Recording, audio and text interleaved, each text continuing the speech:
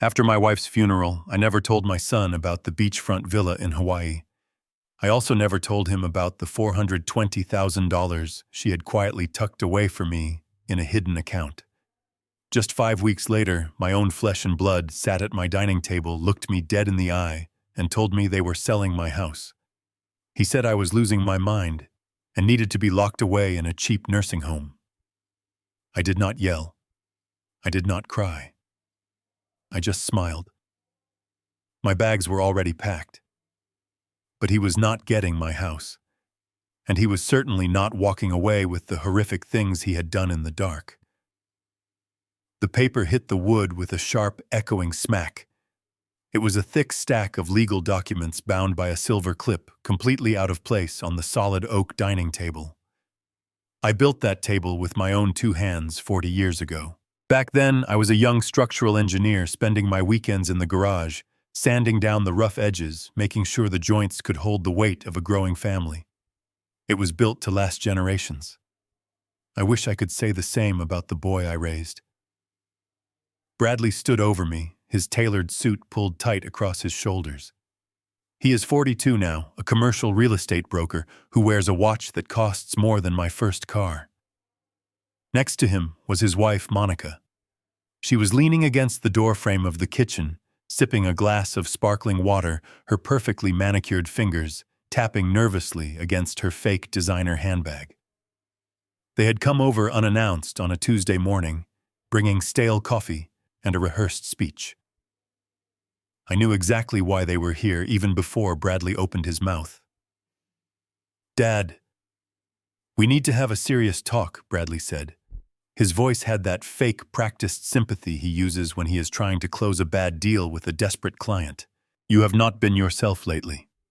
You are forgetting things. You are getting confused. It is not safe for you to be alone in this big house anymore." I looked down at the document he had just slammed onto the oak surface.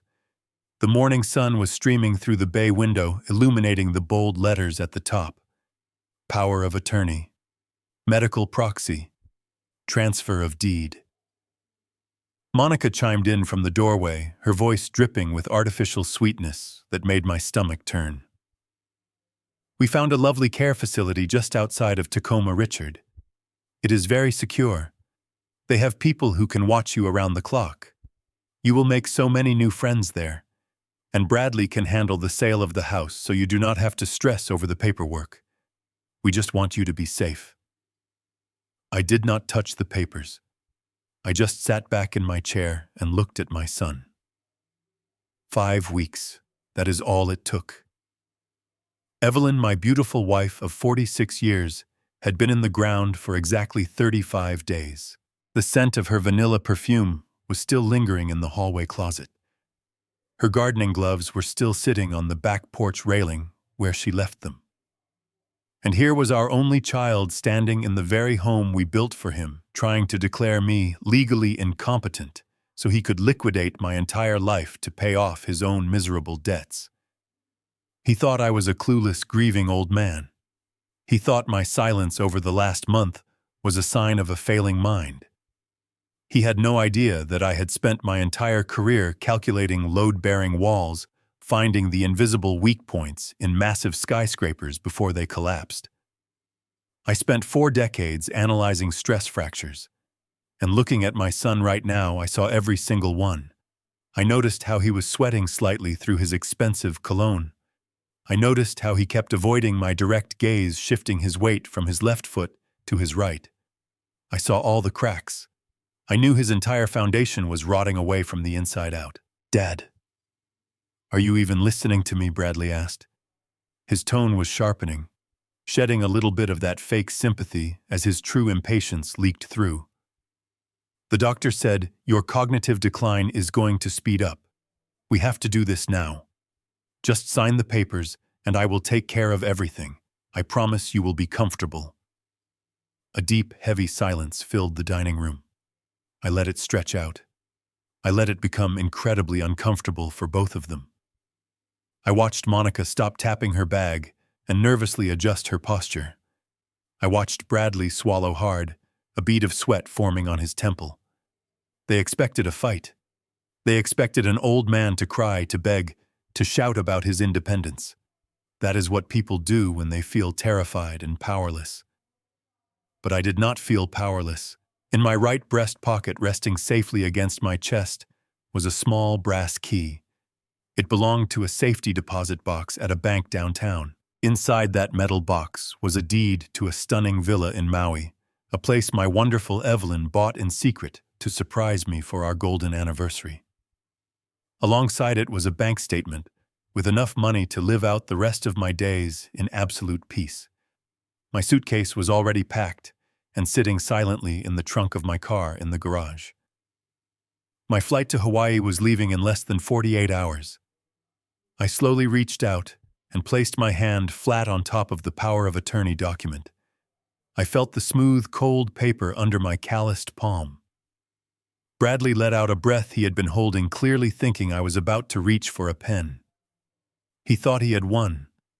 He thought the old man had finally surrendered to his manipulation. I looked up at him, keeping my voice perfectly level. The kind of level that comes from absolute, unwavering clarity. "You really think I am confused, Brad?" I asked quietly.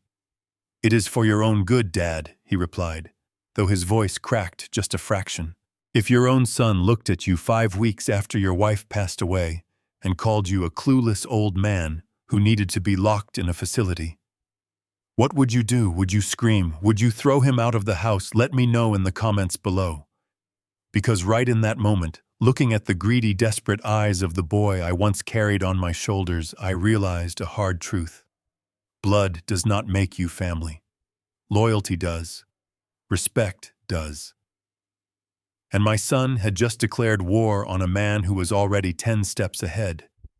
But to understand exactly how I crushed his entire world, I need to take you back.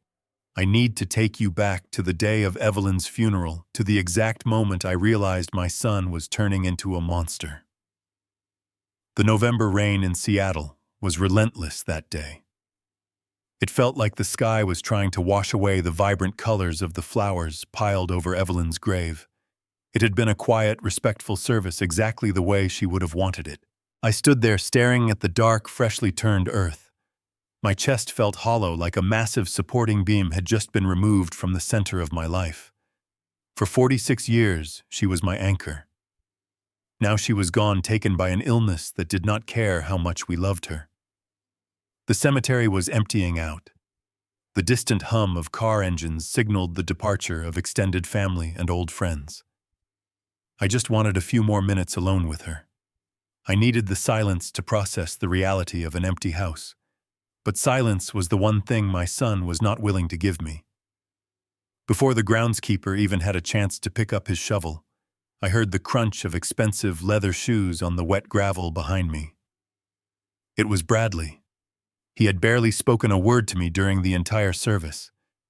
He spent most of the eulogy checking his phone under the edge of his black umbrella. Now he was marching toward me with a strange urgency in his step. A few yards behind him stood Monica. She was wearing a black dress that looked more suitable for a high-end cocktail party than a burial. The freezing rain was coming down harder, but she refused to seek shelter. Instead, she stood rigidly under the gloomy sky, clutching her designer purse against her chest with both hands. Her knuckles were turning white. She looked like a woman guarding a bomb, darting her eyes nervously around the empty cemetery plots. I felt a slight twinge of unease in my stomach. Something about their body language was entirely wrong for a funeral. "Dad." "I need a minute," Bradley said, stepping under my umbrella. He did not offer a hug. He did not ask how I was holding up. He just looked around to make sure the last of the mourners were out of earshot. I nodded slowly, waiting for him to speak. "Listen. I know this is a terrible time," he began, rubbing the back of his neck. "But the business world does not stop, and I have a massive opportunity right in front of me. I want to build something huge, Dad. Something that will really honor Mom's legacy. A new commercial division that will carry the family name for decades." I listened quietly. Evelyn had never cared about commercial real estate or corporate legacies. She cared about her garden and her community baking classes. Bradley continued, his words spilling out faster and faster. The thing is, my partners and I are finalizing a brief corporate restructure. We need to show a certain amount of hard assets on paper, just for a few weeks, to secure the final round of backing. It is just a formality, a temporary maneuver. I need to borrow the deed to your house. I will leverage it on paper, the restructure goes through, and I transfer it right back to you. No risk at all. My engineering mind, trained over 40 years to detect structural weaknesses, immediately went to work. I stopped listening to his rapid-fire business jargon and started observing the physical evidence right in front of me. The temperature was barely 40 degrees. The wind coming off the Puget Sound was biting, yet Bradley was sweating. A thick bead of perspiration rolled down the side of his face, disappearing into his expensive scarf. His breathing was shallow. His left hand holding his umbrella was trembling slightly. A man on the verge of a triumphant business deal does not shake like a leaf. A man securing a legacy does not corner his grieving father while the dirt on his mother's grave is still wet. I looked past him over his shoulder toward Monica. She was still standing in the rain, staring at us with the intensity of a starving predator. She was chewing violently on her bottom lip. There was no grief in her eyes, only a desperate, calculating panic. The math simply did not add up. If this was just a safe, brief corporate restructure, why the desperation? Why ask me for my only shelter on the darkest day of my life? I looked back at Bradley. His eyes were wide, waiting for me to just nod and agree, like a tired old man wanting to please his successful son. I took a slow, deep breath of the freezing air. "No, Brad," I said quietly. My voice did not shake. It was firm and absolute. Bradley blinked as if I had just spoken to him in a foreign language. "What do you mean, no?" "Dad, it is completely safe. I just told you it is just on paper. You will not lose the house." I shook my head gently. "I am not putting the house up for your corporate restructure. It is not happening. Do not ask me again." The mask of the loving, ambitious son instantly shattered. The fake sympathy vanished from his face, replaced by a flash of pure, unadulterated rage. His jaw clenched so hard, I thought his teeth might crack. He looked down at his mother's grave, then glared back at me, with a coldness that chilled me far worse than the November wind. "Fine," he spat, turning on his heel. He did not say goodbye. He stomped over to Monica, grabbed her by the elbow, and practically dragged her toward their car. I stood there alone in the pouring rain, watching the red taillights of his luxury sedan fade into the mist. My wife was gone, and standing over her fresh grave, my gut told me that my son was hiding a catastrophic secret. It was a truly devastating moment for our entire family. The days following the funeral blurred into a heavy, silent fog. I spent most of my time wandering through the empty rooms of our home, listening to the floorboards creak beneath my feet. Every single corner of the house held a lingering memory of Evelyn. Her favorite reading chair situated by the window. The half-finished crossword puzzle still resting on the kitchen counter. I could not bring myself to move any of it. But by the second week, the sweet scent of her perfume began to fade, and I knew I had to start the painful process of sorting through her closet. It was a Sunday afternoon when I finally gathered the courage to open its double doors. I started with her winter clothes. I pulled out her heavy wool coats, the ones she wore during our trips to the mountains. As I picked up her favorite dark blue trench coat, the one she wore just a few months before her diagnosis, I felt something hard pressing against the inner lining. It was near the bottom hem, completely concealed from view. My engineering fingers instinctively traced the shape through the thick fabric. It felt cold and metallic. I grabbed a small pair of sewing scissors from her knitting basket and carefully snipped the thread. Out slipped a small, heavy brass key. It had a serial number stamped on one side, and the logo of a major bank located downtown on the other. Evelyn was a deeply organized woman, but she was never secretive. We shared all our bank accounts, our passwords, our financial plans. Finding a hidden safety deposit box key sewn into the lining of her winter coat was like finding a secret door in a house I had lived in for 40 years. I did not call Bradley to tell him. I did not call anyone. The next morning, I drove downtown and walked into the grand marble lobby of the bank. The branch manager recognized me immediately. He offered his sincere condolences and escorted me down into the vault. When he left me alone in the small private viewing room, I placed the long metal box on the bare table. My hands were shaking slightly. I took a deep breath, inserted the brass key, and turned it. The lock clicked open with a sharp, heavy sound. Inside the box was a thick manila folder and a smaller velvet pouch. I opened the folder first. On top was a pristine, officially stamped document. It was a property deed. I adjusted my glasses and read the fine print carefully.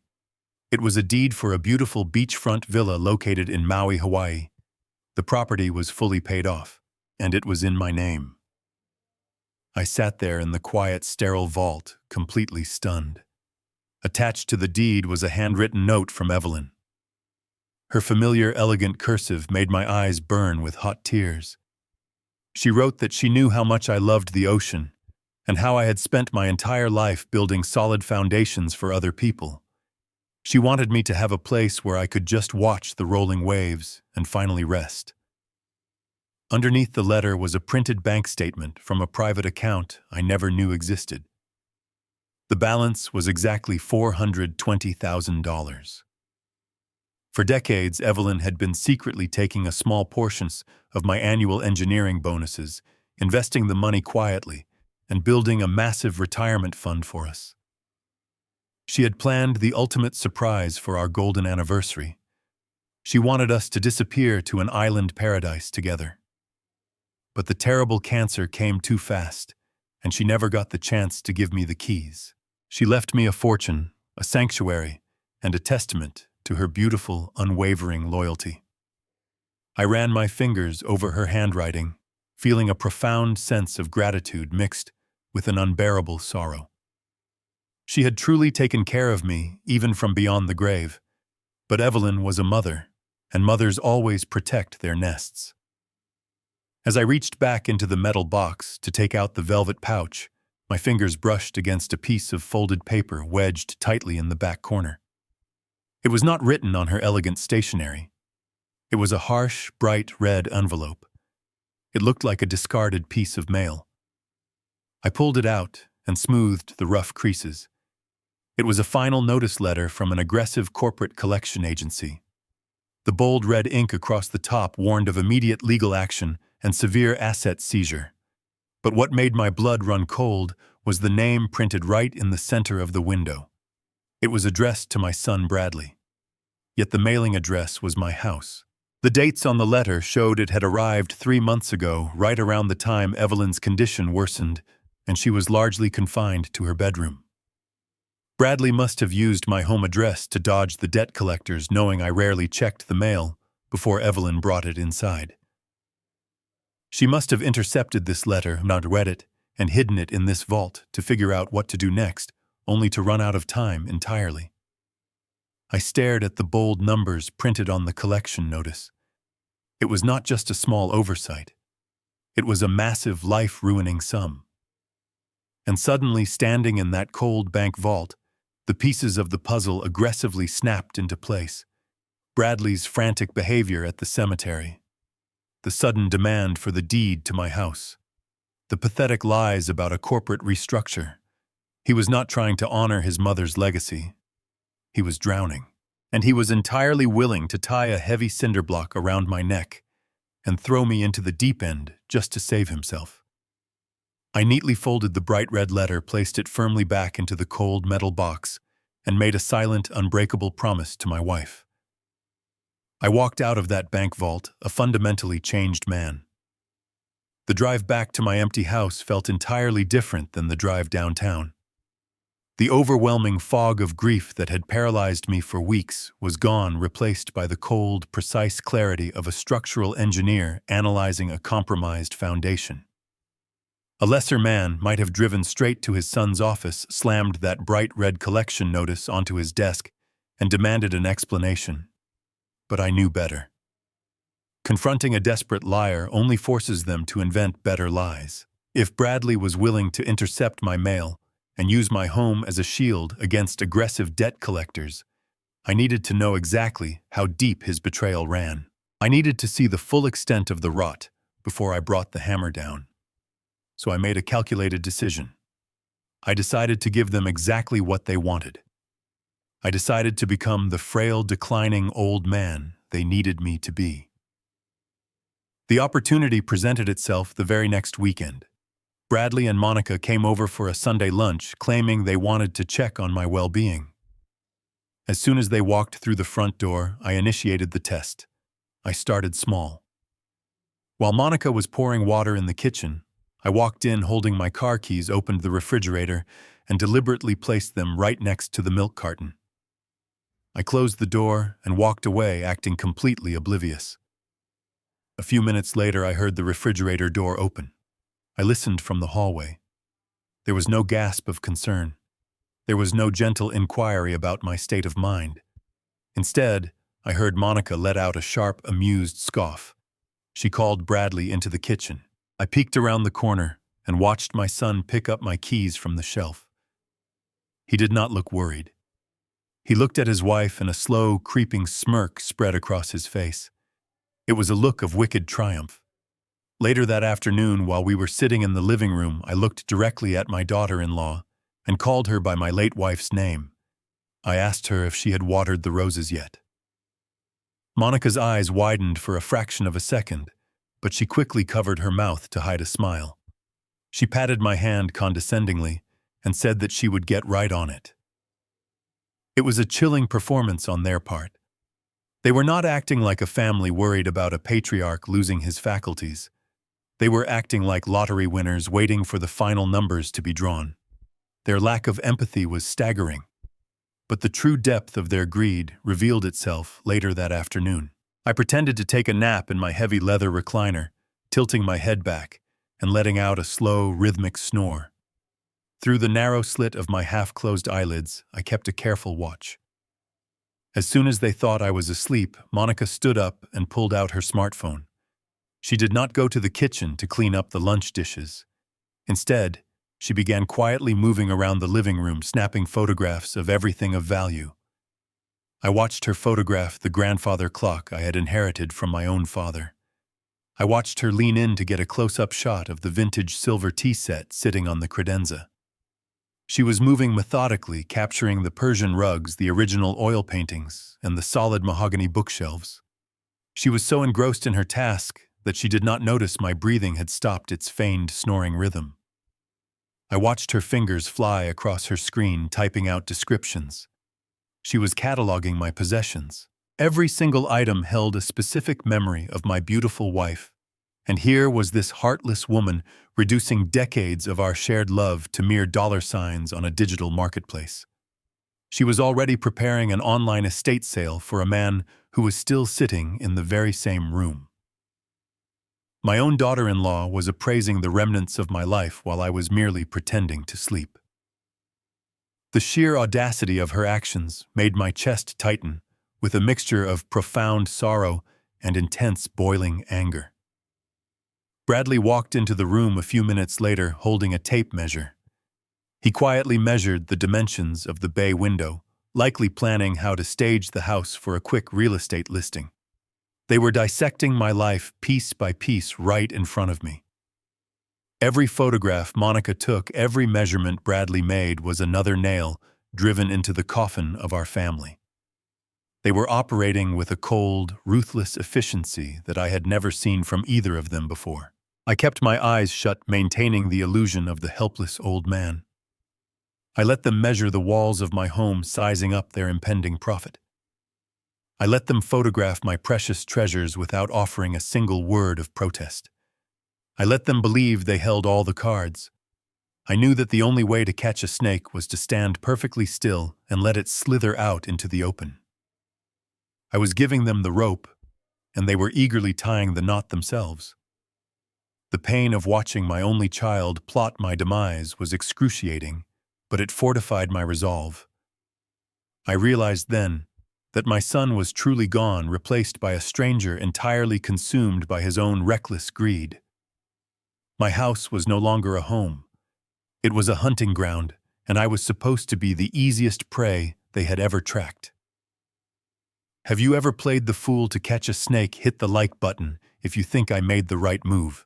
I needed to gather more solid evidence against them, and I knew exactly who I had to call next to begin building my impenetrable fortress from the ground up.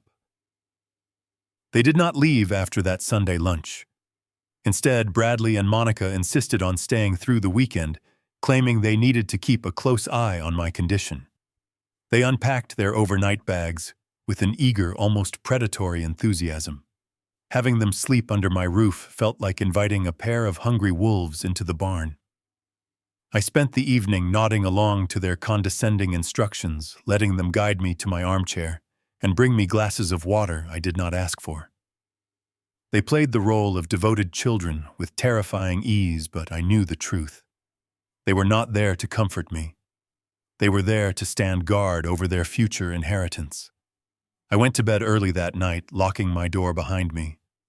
Ever since Evelyn passed away, I had become an incredibly light sleeper. The silence of the house without her was deafening, making every tiny sound echo like a gunshot. It was exactly 2 a.m. when my eyes snapped open in the dark. A faint, familiar creak had vibrated through the floorboards.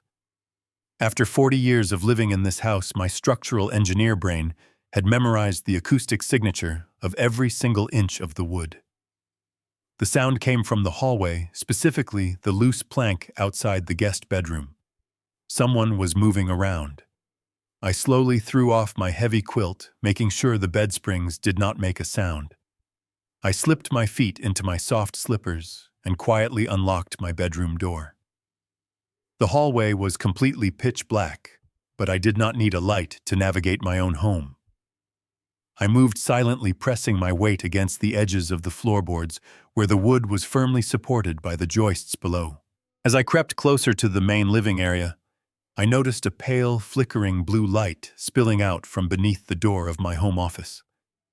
My home office was my sanctuary, a room filled with my old blueprints, drafting tables, and sensitive financial documents. I had deliberately left the door slightly ajar. I pressed my back against the cold plaster wall in the hallway and slowly edged my way toward the narrow opening. I held my breath and peered through the crack. Bradley was sitting at my solid oak desk.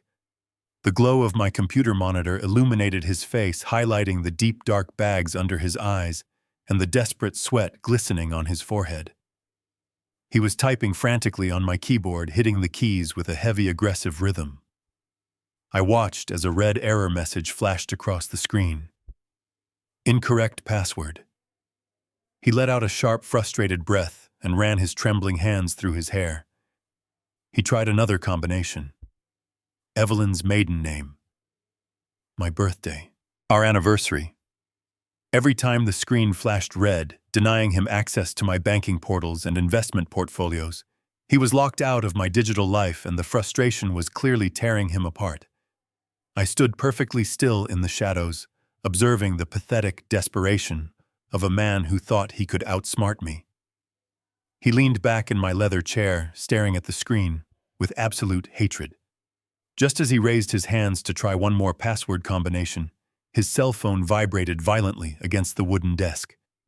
The sudden buzzing noise seemed to terrify him. He snatched the phone up instantly, his eyes darting toward the office door to make sure the sound had not woken me. He swiped the screen to answer, bringing the device close to his ear. He did not say a standard greeting. Instead, he began to whisper in a frantic, aggressive tone that I had never heard him use before. It was the voice of a man backed entirely into a corner with no escape route in sight. I leaned an inch closer to the doorway, straining my ears to catch every single syllable. "Listen to me," Bradley hissed into the phone, his voice trembling with a mixture of rage and pure panic. "I told you I am handling it. You cannot keep calling me at this hour. I am sitting in his house right now." There was a pause as the person on the other end spoke.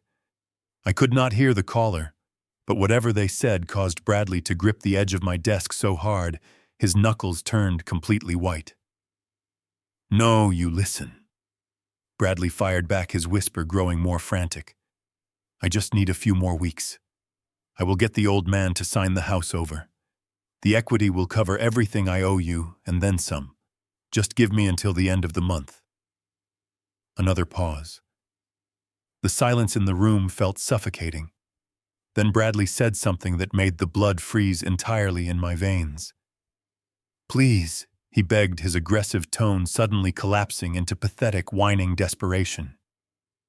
Just do not hurt her. I swear to you I will get the money. Leave her out of this. I just need a little more time to finalize the paperwork with the lawyers. The call ended abruptly. Bradley dropped the phone onto the desk and buried his face in his hands, letting out a ragged, miserable sob. I slowly backed away from the door, my mind racing with terrifying new questions. Who was he talking to? And more importantly, who was the woman he was begging them not to hurt? It clearly was not Monica, because she was sleeping soundly in the guest bedroom. My son was dealing with dangerous, violent people who were holding someone hostage over his financial mistakes. I quietly retreated to my bedroom, locked the door, and sat on the edge of my bed until the sun came up. The game had just changed. This was no longer just about protecting my assets from a greedy child. This was a dangerous, criminal situation. I needed professional help immediately. The very next morning, I knew exactly what I had to do. The next morning, I shuffled into the kitchen, leaning heavily on a wooden cane I had dug out from the hall closet. Bradley and Monica were already sitting at the island, drinking my expensive coffee and scrolling through their phones. I deliberately let my hand tremble as I poured myself a glass of water, making sure they noticed. I told them I had a routine cardiology appointment downtown and that they did not need to bother driving me. I insisted that the hospital shuttle was coming to pick me up at the end of the block. Monica barely looked up from her screen, simply nodding and telling me not to forget my heavy winter coat. Bradley just grunted in acknowledgement, his eyes still bloodshot from his terrifying midnight phone call. They were so consumed by their own greed and impending crisis that they did not even question why an elderly man with supposed cognitive decline was taking a medical shuttle alone in the freezing rain. As soon as I was out of their sight, I bypassed the shuttle stop completely.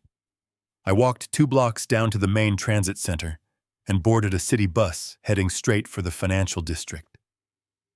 The long, bumpy bus ride gave me plenty of time to organize my thoughts. The desperate, whispering voice of my son was still echoing in my ears. I needed to see a professional who could cut through the lies and find the cold, hard, and undisputed facts. I urgently needed Benjamin Carter. Benjamin Carter was not the kind of lawyer you ever hired to draft a friendly neighborhood petition. He was a ruthless old-school litigator who operated out of a wood-paneled office that smelled faintly of expensive cigars and leather polish. We had been friends for over 30 years. He had helped me negotiate complex engineering contracts back in my prime, and I knew there was no one better at hunting down hidden assets or buried secrets. When I walked into his reception area, his secretary ushered me right in. Benjamin stood up from his massive mahogany desk, his sharp gray eyes assessing me instantly. He took one look at my wooden cane and the slight hunch in my shoulders, and he immediately knew I was putting on a show. He locked the heavy office door behind me and poured us both a cup of black coffee. He did not offer empty condolences or ask how I was feeling. He knew me too well for that. He simply sat back in his leather chair, steepled his fingers, and asked me exactly who we were going to war against.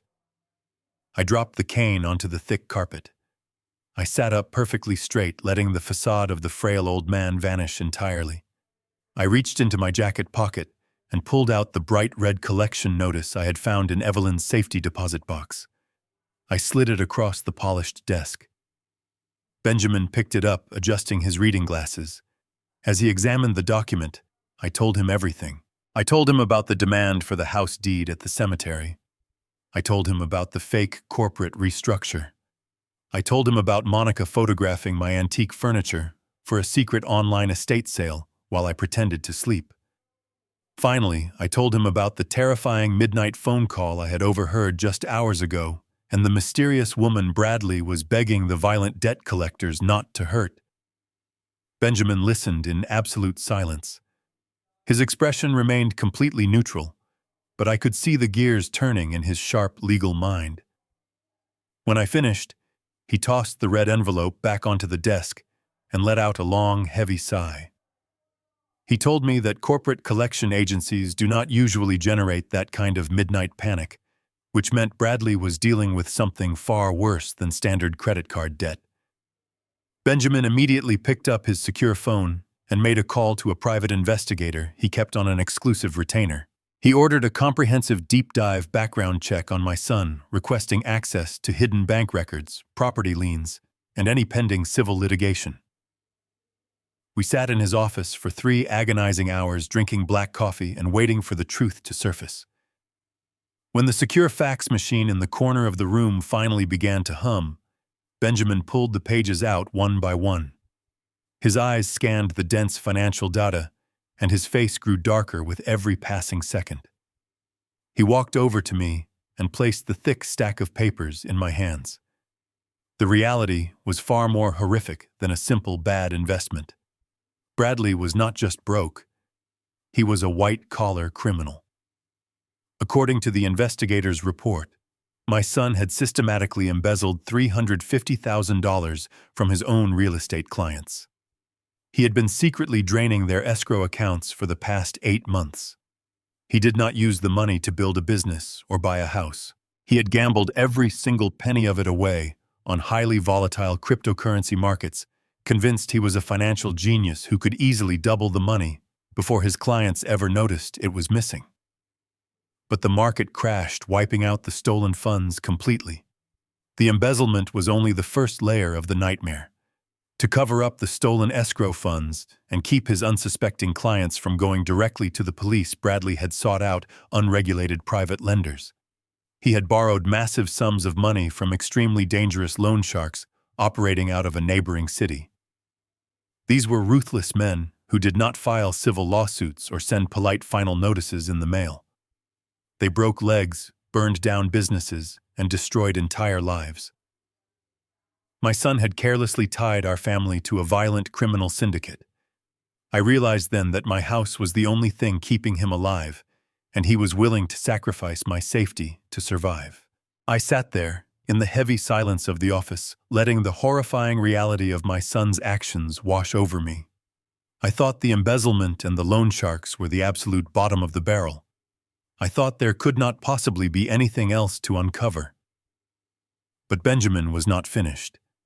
He reached into his dark leather briefcase and slowly pulled out a second, slightly thinner manila folder. He placed it squarely on the wide desk in front of me, tapping the thick cover twice with his index finger. He told me that when his private investigator started digging into Bradley's financial ruins, he noticed a strange pattern of bizarre expenditures. The investigator naturally decided to run a full, extremely detailed background check on Monica as well. I opened the heavy folder, my hands feeling incredibly heavy and entirely numb. I always knew my daughter-in-law was materialistic and arrogant. She constantly bragged about her exclusive interior design firm and the wealthy clients she supposedly managed. She constantly turned her nose up at my modest home and my highly practical furniture. But as I read through the detailed report, I realized her entire existence was nothing but a carefully constructed illusion. According to the official tax records and corporate business filings included in the folder, Monica had not worked as an interior designer in over 5 full years. Her state business license had expired long ago, and her so-called exclusive firm had quietly dissolved. She did not have any wealthy clients at all. She did not have any steady income whatsoever.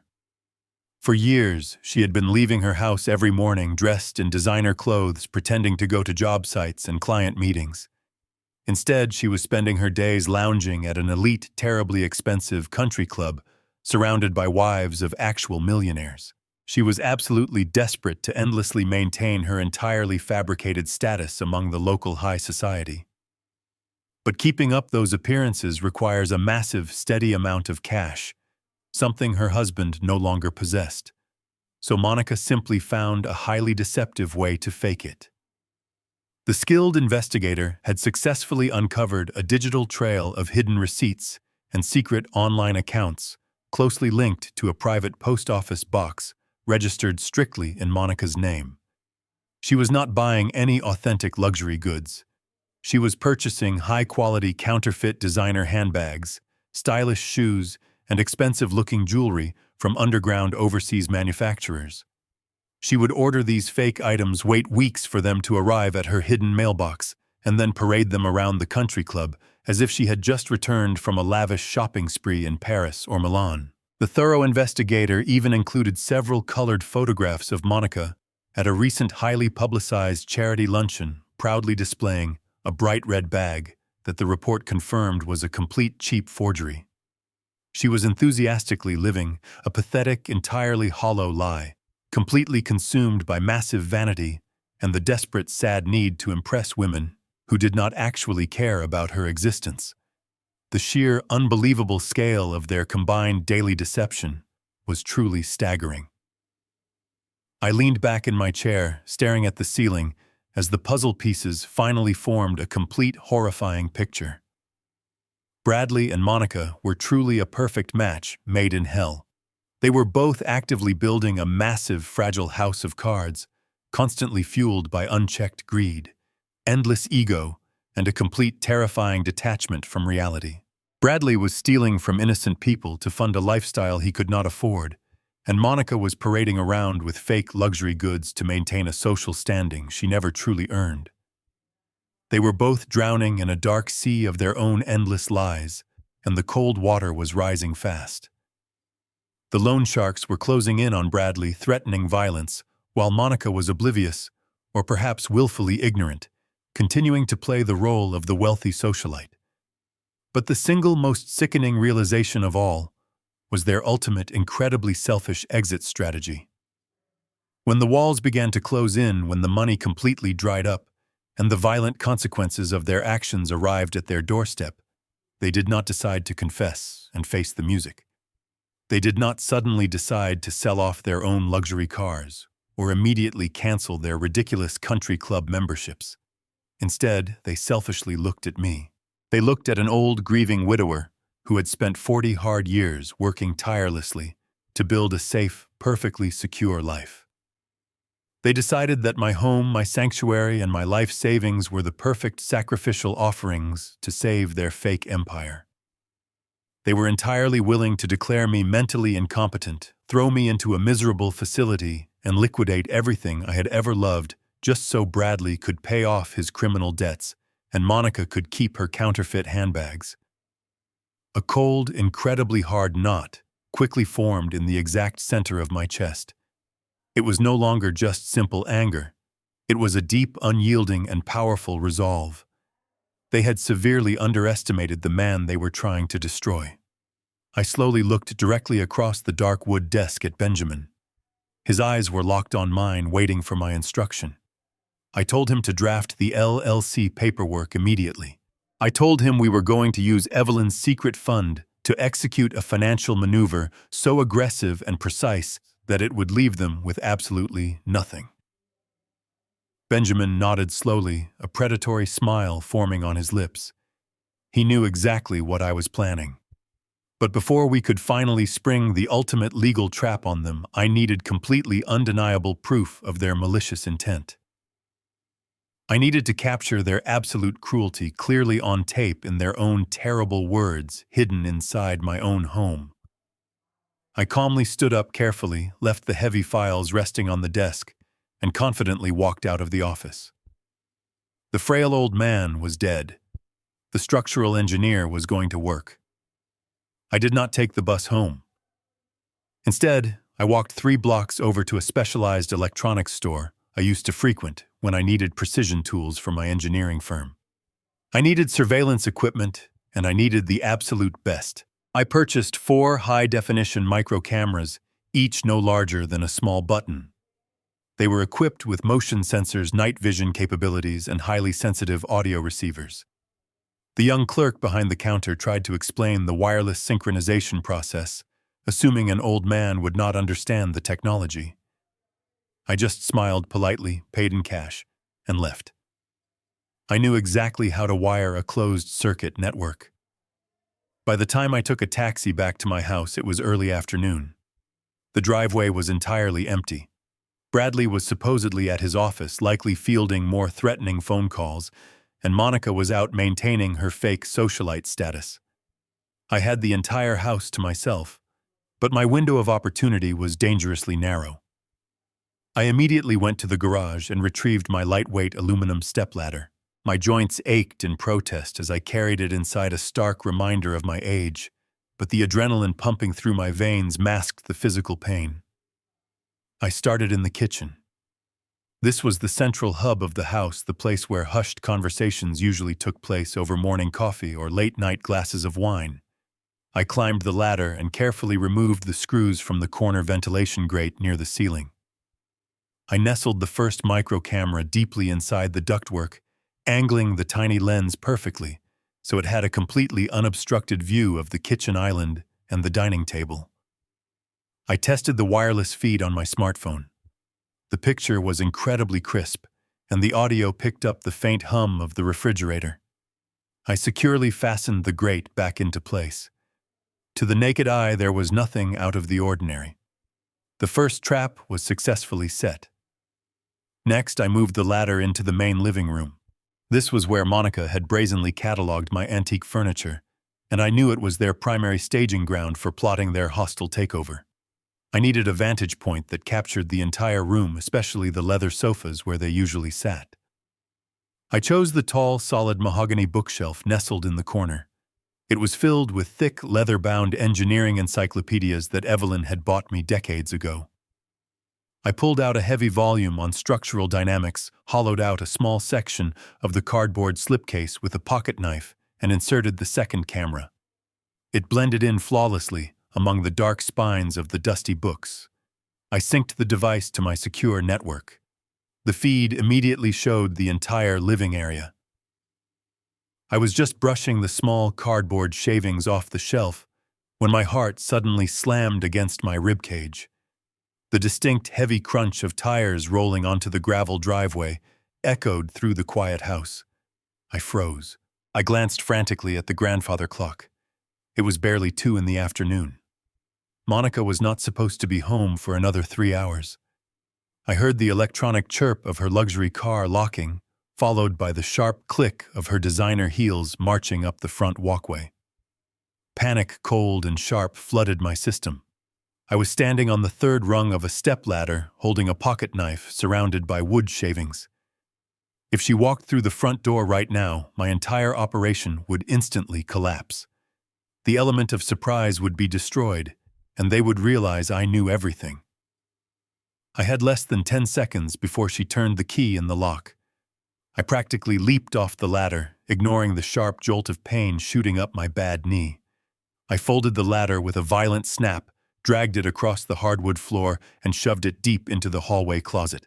I kicked the small pile of cardboard shavings under the edge of the Persian rug, just as the heavy brass doorknob began to turn. I threw my pocket knife into my jacket pocket, sprinted toward my heavy leather armchair, and collapsed into the cushions.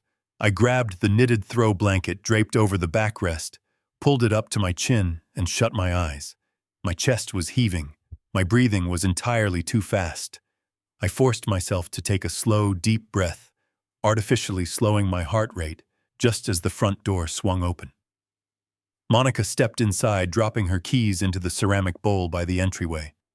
I kept my eyes closed, letting my mouth hang open slightly, adopting the exact posture of an exhausted old man taking an afternoon nap.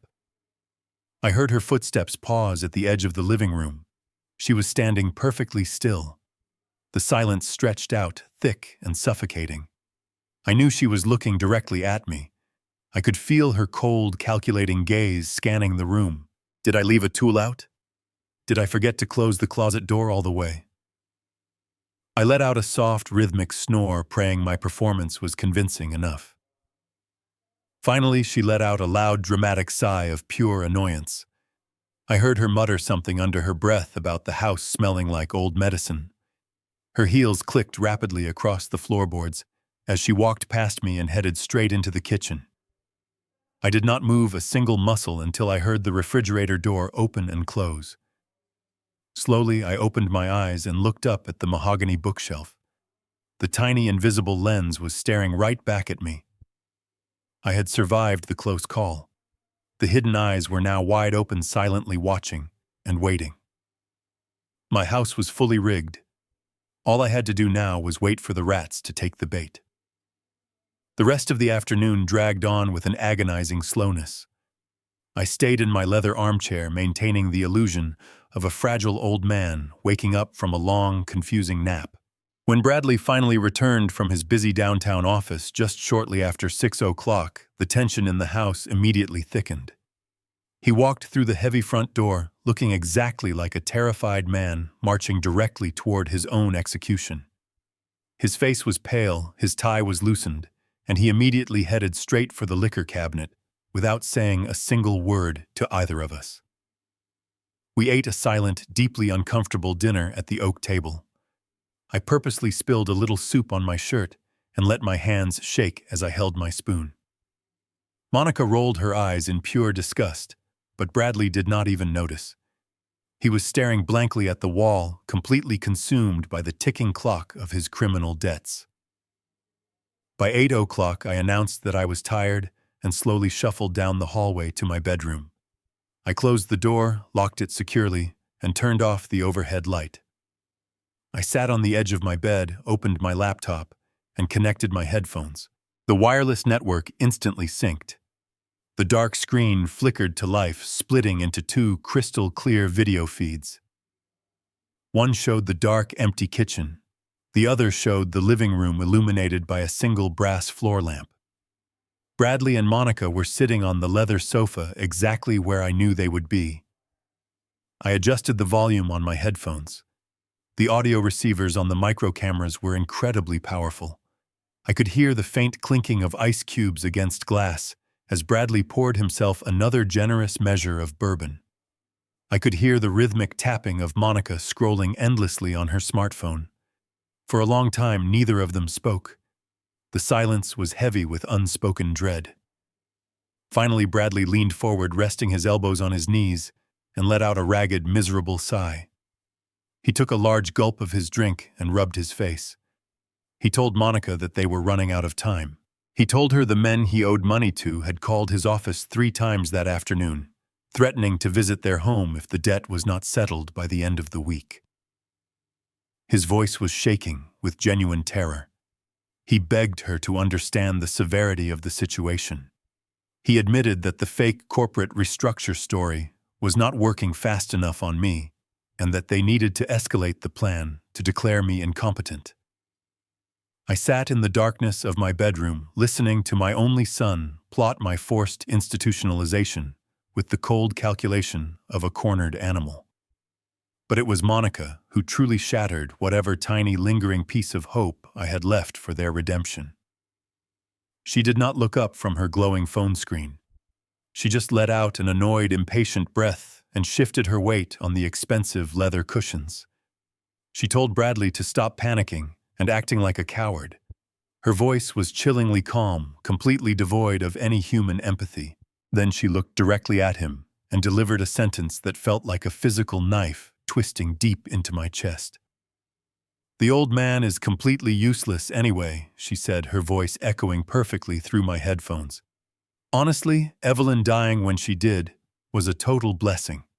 It is one less mouth to feed and one less obstacle in our way. Once we sell this massive house, we pay off your stupid loan sharks, and the rest goes directly to my Paris trip.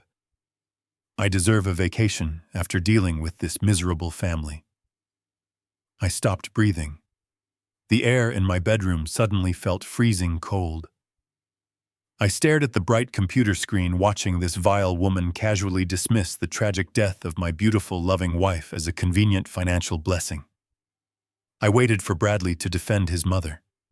I waited for him to express even a fraction of outrage or grief. I waited for the boy I raised to show a single spark of decency. Instead, Bradley just took another sip of his bourbon, stared at the floor, and nodded in quiet agreement.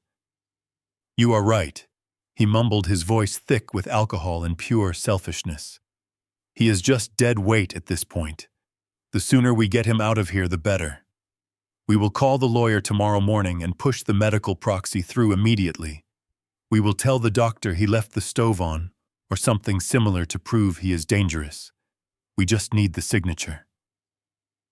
I slowly reached up and pulled the headphones off my ears. The heavy silence of my dark bedroom washed back in, but the deafening sound of their brutal betrayal was permanently burned into my mind. Any lingering doubt I had about destroying them vanished into thin air. I had spent weeks mourning the painful loss of my wonderful wife, but right in that specific moment, I clearly realized I had lost my son a very long time ago. The man sitting on my sofa downstairs, plotting to steal my home and openly disrespecting the sacred memory of his dead mother, was a complete and absolute stranger. He was a dangerous parasite, and I was going to surgically remove him from my life forever. The sheer disgust I felt was entirely overwhelming, but it was very quickly replaced by a cold, hard, and terrifyingly focused anger that I had never experienced before.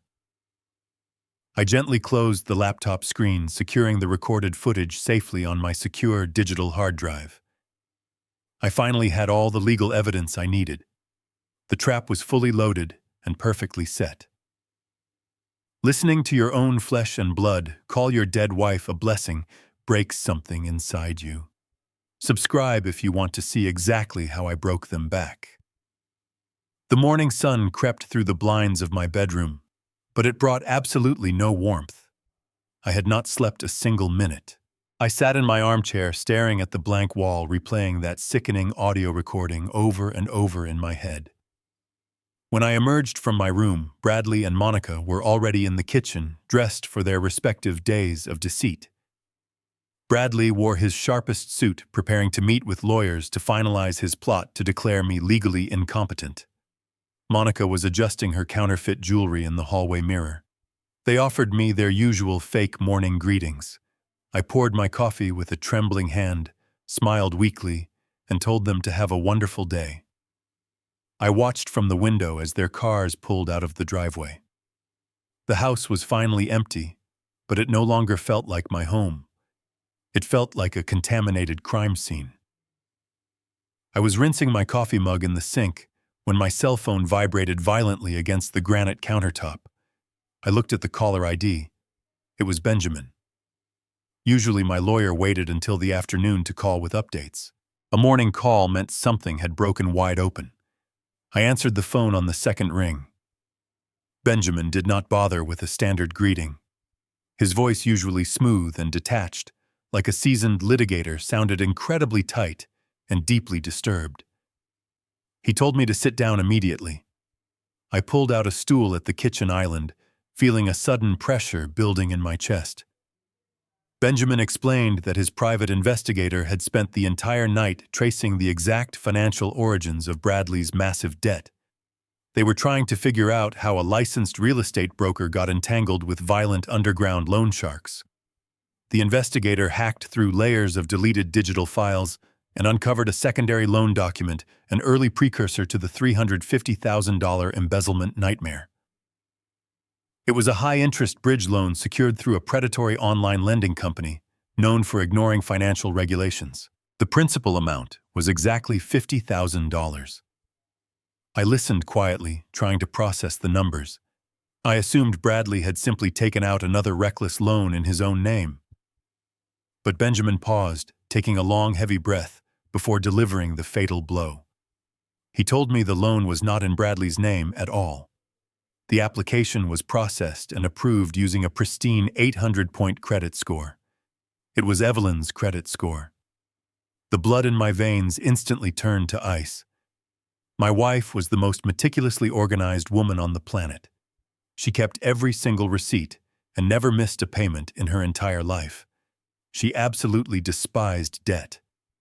There was no conceivable way she would ever take out a shady high-interest loan from a predatory lender. I told Benjamin there had to be a mistake. I told him someone must have stolen her identity. Benjamin's voice dropped to a grim, agonizing whisper.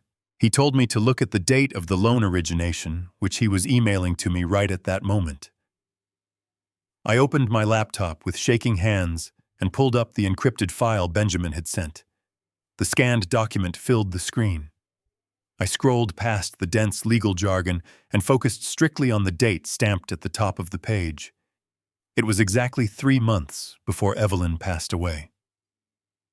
The room started to spin. I closed my eyes, completely transported back to that specific time. 3 months before she died, the cancer had aggressively spread to her bones. We had moved her into a specialized hospice care bed right there in our living room.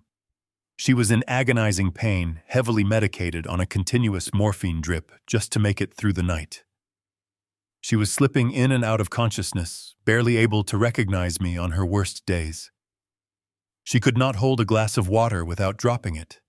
She absolutely could not hold a pen to sign a complex financial agreement. I scrolled down to the bottom of the digital document. There on the final signature line was Evelyn's name. It was a very careful, practiced forgery. Someone had clearly traced the loops of her cursive handwriting, but the pressure was entirely wrong. It lacked her natural, graceful flow. It was stiff and forced.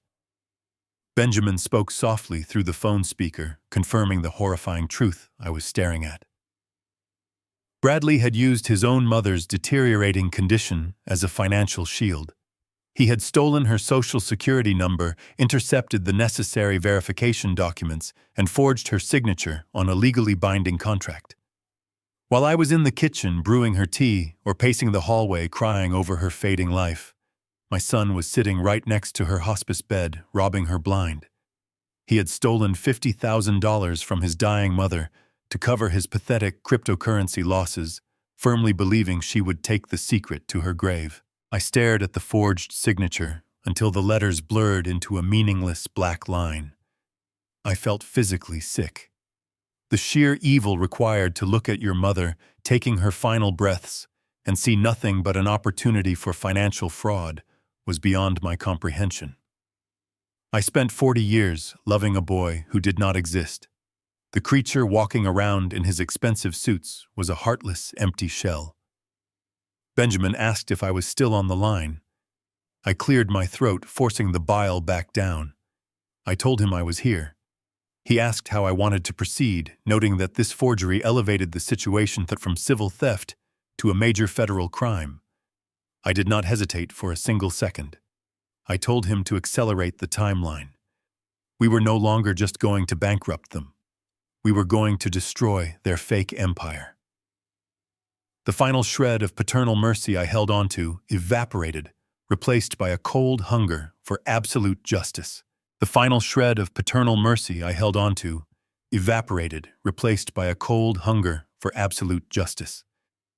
I hung up the phone and spent the rest of the afternoon sitting in the quiet kitchen, mapping out my next moves. The structural engineer inside me had fully taken over.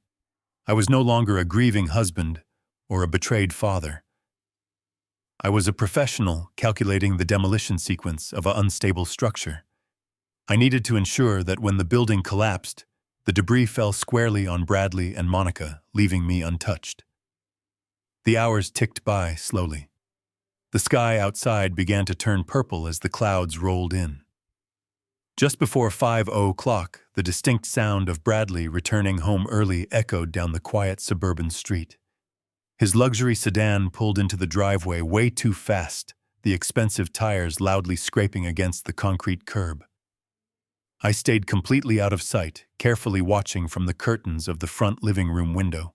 Bradley stepped out of his car, and he looked absolutely dreadful. His normally immaculate suit was deeply wrinkled. His silk tie was pulled loose, and he was sweating heavily despite the rapidly dropping temperature. He fumbled with his house keys, nervously dropping them onto the driveway before he could pick them up. He was a man consumed by his impending doom. But before he could reach the front steps, another vehicle turned onto our street. It was a massive, heavily tinted black sport utility vehicle. It did not have any license plates. It rolled slowly toward my property, moving with an extremely predatory grace. The heavy engine idled to a complete stop directly behind Bradley's parked car, securely blocking him in. Bradley froze immediately on the driveway. The silver keys slipped from his trembling hands again, clattering loudly against the cold pavement. He did not try to pick them up. He just stood there staring at the tinted windows of the massive vehicle. The heavy driver's side door opened very slowly. A man stepped out, and he was a truly terrifying sight. He was over 6 feet tall, built like a solid concrete wall, wearing a leather jacket that strained over his incredibly broad shoulders. A second man emerged from the passenger side, equally massive and completely silent. They did not look like bankers. They did not look like lawyers. They looked like the exact kind of men who made massive problems permanently disappear.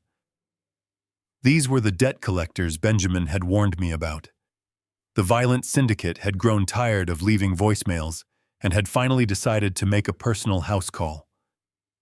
I pushed the living room window open a fraction, let cold evening air and their hushed voices drift in.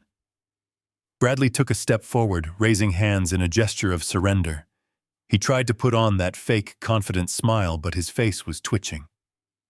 "Gentlemen," Bradley stammered, his voice cracking with terror. "I told you on the phone the paperwork is almost finalized. I need a few days to get the deed transferred. My father is out of his mind, and the lawyers are moving as fast as they can. I swear the money is coming." The first man did not say a word. He closed the distance between them in 3 strides, grabbed Bradley by the lapels of his suit, and shoved him backward. Bradley slammed against the hood of his car, the metal groaning under the impact. The second man leaned against the side of the vehicle, keeping an eye on the empty street. Bradley gasped for air, his hands scrambling against the thick leather jacket of the man pinning him down. "Listen to me carefully," the first man growled, his voice a threat that carried through the crack in my window. "We do not care about your sick father. We do not care about your lawyers. We do not care about your excuses. You stole $350,000 from our boss, and your time is up. You have been playing games for months, and the boss is done playing." Bradley was hyperventilating, now his eyes wide with panic. "Please," he begged, tears streaming down his face. "Just give me 1 week. I will give you the house. I will give you everything." The man leaned in closer, pressing his forearm against Bradley's throat. "You do not have a week," the man whispered. "You have exactly 14 days. 2 weeks from today, you will hand over $350,000 in cash. If you are short a penny, we are not going to take your house. We are going to take your life. And before we do that, we are going to pay a special visit to your wife. Do you understand me?" Bradley managed a frantic nod, unable to speak, past the arm crushing his windpipe. The man held him there for 5 seconds before letting go. Bradley slid down the side of his car, collapsing onto the driveway, gasping for air. The 2 men walked back to their vehicle without a backward glance. The doors slammed shut, and the engine roared to life. The sport utility vehicle reversed down the street and disappeared around the corner, leaving my son broken and sobbing on the concrete. I stood by the window, silently watching him tremble on the cold ground. A normal father would rush out the door to comfort his child. A normal father would offer his life savings to protect his flesh and blood from monsters. But I felt absolutely nothing inside. No pity, no fear, no sudden urge to intervene. I simply watched him reap the terrible consequences of his own deceit. He had 14 days to produce a fortune he did not have. He was going to accelerate his timeline to steal my home, which meant I had to move faster. I closed the window and locked it tight. The timer had started, and it was time to put my trap into motion. I stepped away from the window, leaving the cold glass behind. The image of my son cowering on the driveway, begging for his life, was permanently burned into my mind. But instead of the profound sadness a normal father should feel in that terrible moment, I felt absolutely nothing but a sharp, clinical, and unwavering focus. The timer had officially started ticking down rapidly from 14 days. For several weeks, I had been drowning in an incredibly heavy sea of grief, constantly mourning the painful loss of the wonderful wife I loved and the son I thought I truly knew. But that suffocating grief was completely gone now.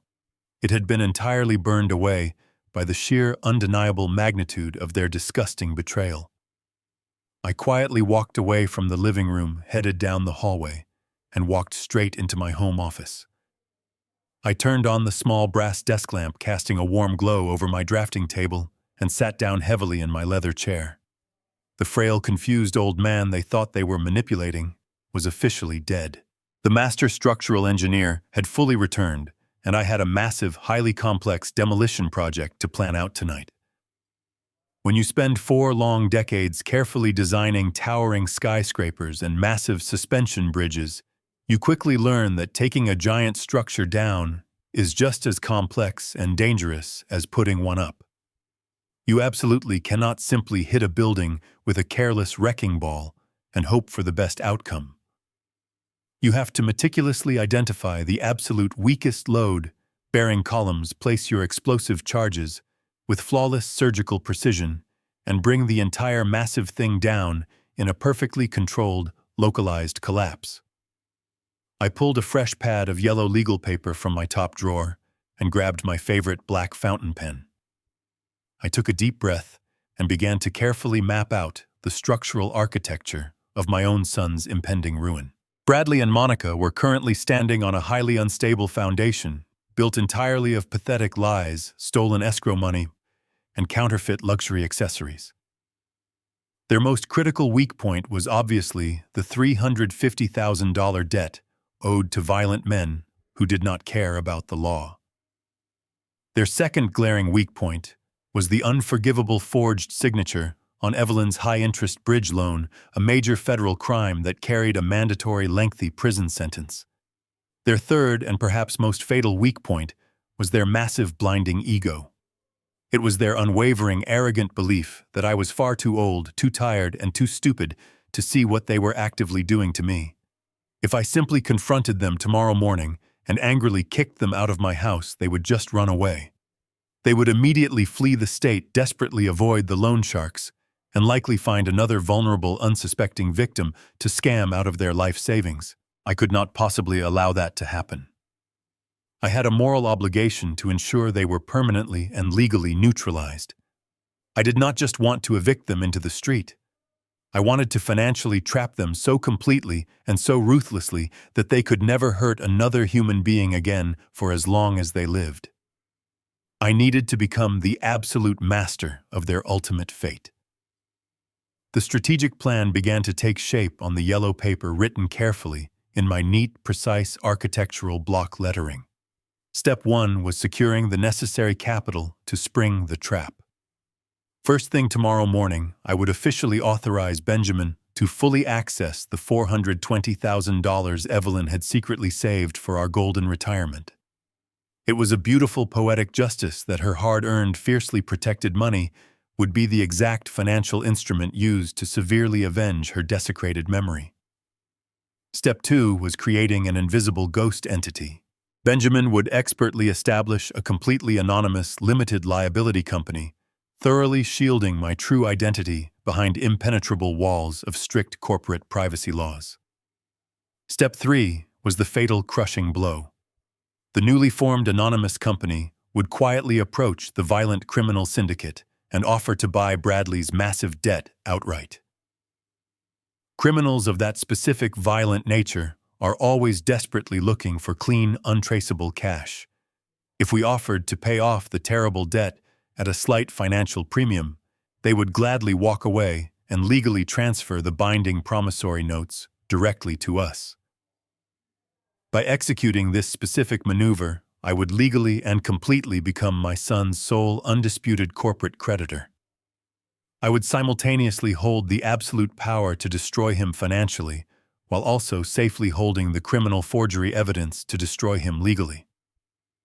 I stared at the drafted plan, running my index finger over the sequential list of events. It was a flawless, inescapable steel trap. Every single desperate move they made to save themselves would only pull the legal noose tighter around their own necks. I folded the yellow paper neatly and slipped it deeply into the inner pocket of my suit jacket. Just outside my closed office door, I could clearly hear the faint, frantic sounds of Bradley and Monica fiercely arguing in the kitchen. Their hushed voices were heavily laced with pure panic and toxic mutual resentment. They were absolutely terrified of the dangerous men in the black sport utility vehicle, entirely unaware that the real inescapable danger was sitting just down the hallway, quietly drafting their absolute downfall. They foolishly thought they had exactly 14 days to successfully steal my house and escape to freedom. I was going to gladly let them believe that wonderful lie right up until the very last possible second. I was going to let them briefly feel the sweet, intoxicating illusion of ultimate victory before I violently pulled the entire floor out from under them. Have you ever planned a flawless retaliation against someone who severely underestimated you? Tell me your strategic methods down in the comments section. Because the ultimate satisfaction of a perfectly executed plan is truly unmatched. Because the ultimate satisfaction of a perfectly executed plan is truly unmatched. The following morning, I woke up long before the sun even considered rising over the Seattle skyline. I did not feel the usual aches in my joints, nor did I feel the heavy weight of sorrow that had anchored me to my bed for the past month. I felt entirely revitalized. I took a hot shower, shaved with a steady hand, and went down to the kitchen to prepare breakfast. I made a pot of strong black coffee and started frying bacon, letting the rich aroma drift up the stairs to wake my unsuspecting house guests. I needed them to come downstairs. I needed to set the bait directly in front of them. At exactly 7:15, I heard the heavy dragging footsteps of my son coming down the wooden staircase. Bradley walked into the kitchen, looking like a man who had not slept in a decade. His eyes were deeply sunken. His skin had a terrible grayish tint, and his hands were trembling slightly as he reached for a coffee mug. The violent encounter with the debt collectors on the driveway had clearly broken his spirit. He looked completely defeated, entirely trapped in his own web of criminal deceit. Monica followed shortly after, looking equally stressed, her usual arrogant demeanor replaced by a nervous, twitchy energy. They sat down at the kitchen island, drinking their coffee in a thick, miserable silence. I poured myself a cup, deliberately letting the ceramic pot clatter loudly against the granite counter. I let my hand shake. I let my shoulders slump forward, instantly adopting the posture of a defeated, exhausted old man. I walked slowly over to the island and sat down across from my son. I let out a long, pathetic sigh and stared blankly at my hands. I waited for one of them to speak, but they were too consumed by their own impending doom. So I cast the first line into the dark water. "Brad," I said, making my voice sound incredibly weak and thoroughly confused. "I have been doing a lot of thinking all night. I could not sleep at all. I kept forgetting where I was for a few minutes. It was very scary." Bradley slowly lifted his head. His bloodshot eyes locked onto mine. He did not say anything, but I could see a tiny spark of desperate hope ignite in his expression. I continued, letting my voice crack slightly for added dramatic effect. "I think you were right the other day. I think my mind is slipping much faster than I realized. I do not want to become a burden to you and Monica. I do not want to be a danger to myself in this big, empty house. If you still think that medical proxy is a good idea, and if you really think you can handle the sale of the house to pay for a nice, safe facility for me, I think I am finally ready to sign the papers." The transformation in Bradley was truly incredible to witness. It was as if I had just injected pure adrenaline directly into his veins. The gray pallor vanished from his face, replaced by a sudden frantic flush of color. The sheer overwhelming greed and the desperate promise of financial salvation completely blinded him. He did not question my sudden change of heart. He did not wonder why I was suddenly yielding after weeks of stubborn resistance. He only saw the massive pile of cash that my house represented. He saw his escape route from the violent loan sharks miraculously opening up right in front of him. "Dad, are you serious?" Bradley asked, his voice breathless with poorly concealed excitement. "You really mean it? You are ready to sign the power of attorney and the medical proxy?" I nodded slowly, looking down at the floor like a man surrendering his last shred of dignity. Yes, I whispered. I just want to be taken care of. I trust you to do the right thing for our family. Monica suddenly slammed her coffee mug down on the counter. A massive, entirely genuine smile spread across her face. She practically leaped off her bar stool and rushed over to me, wrapping her arms around my shoulders in a suffocating fake embrace. "Oh, Richard," she cooed, her voice dripping with toxic sweetness. "We are so proud of you for making this brave decision. It is the absolute best thing for everyone. We promise we will find you the most wonderful place. You are going to be so happy and safe there." I forced myself not to pull away from her disgusting embrace. I simply patted her hand and nodded again. Bradley was already pulling out his phone, his fingers flying across the screen. "I will call the lawyers right now," he said, pacing back and forth across the kitchen floor. "I will have them draft the final documents today. We can get everything signed and notarized by this weekend." I raised a trembling hand to stop him. "Not this weekend," I said softly. "I need a few days to pack my personal things and say goodbye to the house. Bring the final papers next Tuesday. We can sit down at the dining table and do it all properly then." Bradley hesitated for a fraction of a second, quickly calculating his 14-day deadline. Next Tuesday gave him just enough time to execute the sale and pay off the syndicate before his knees were broken. He nodded eagerly. "Tuesday is perfect, Dad. Whatever you need, we are here for you."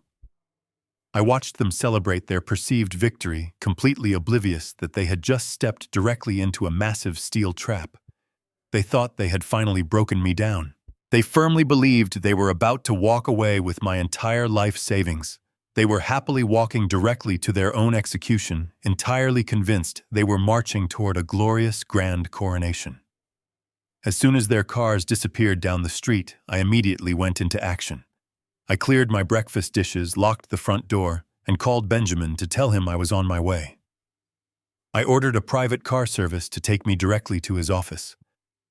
Time was suddenly the most critical asset I possessed. When I arrived, Benjamin was waiting in his grand conference room. The heavy oak table was covered in thick stacks of legal paperwork and complex financial forms. I sat down in the leather chair, took a deep breath, and placed the brass key to Evelyn's safety deposit box on the polished wood. I told him to initiate the immediate transfer of the $420,000 to completely neutralize the monster our son had become. Benjamin did not hesitate. He summoned his senior paralegal, and the three of us went to work. The very first step was creating an impenetrable financial fortress. We established a brand new limited liability company based out of Delaware, a state famous for its strict corporate privacy laws. We named the company Obsidian Holdings. It sounded completely generic and practically impossible to trace back to an elderly structural engineer in Seattle. I signed the dense formation documents officially listing Benjamin's law firm as the registered agent. My name would absolutely never appear on any public record.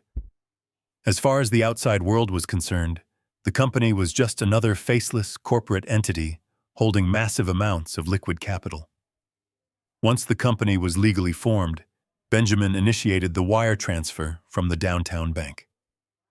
Within a few short hours, the massive sum of $420,000 was sitting safely inside the pristine corporate account of Obsidian Holdings. I stared at the confirmation receipt on Benjamin's computer screen.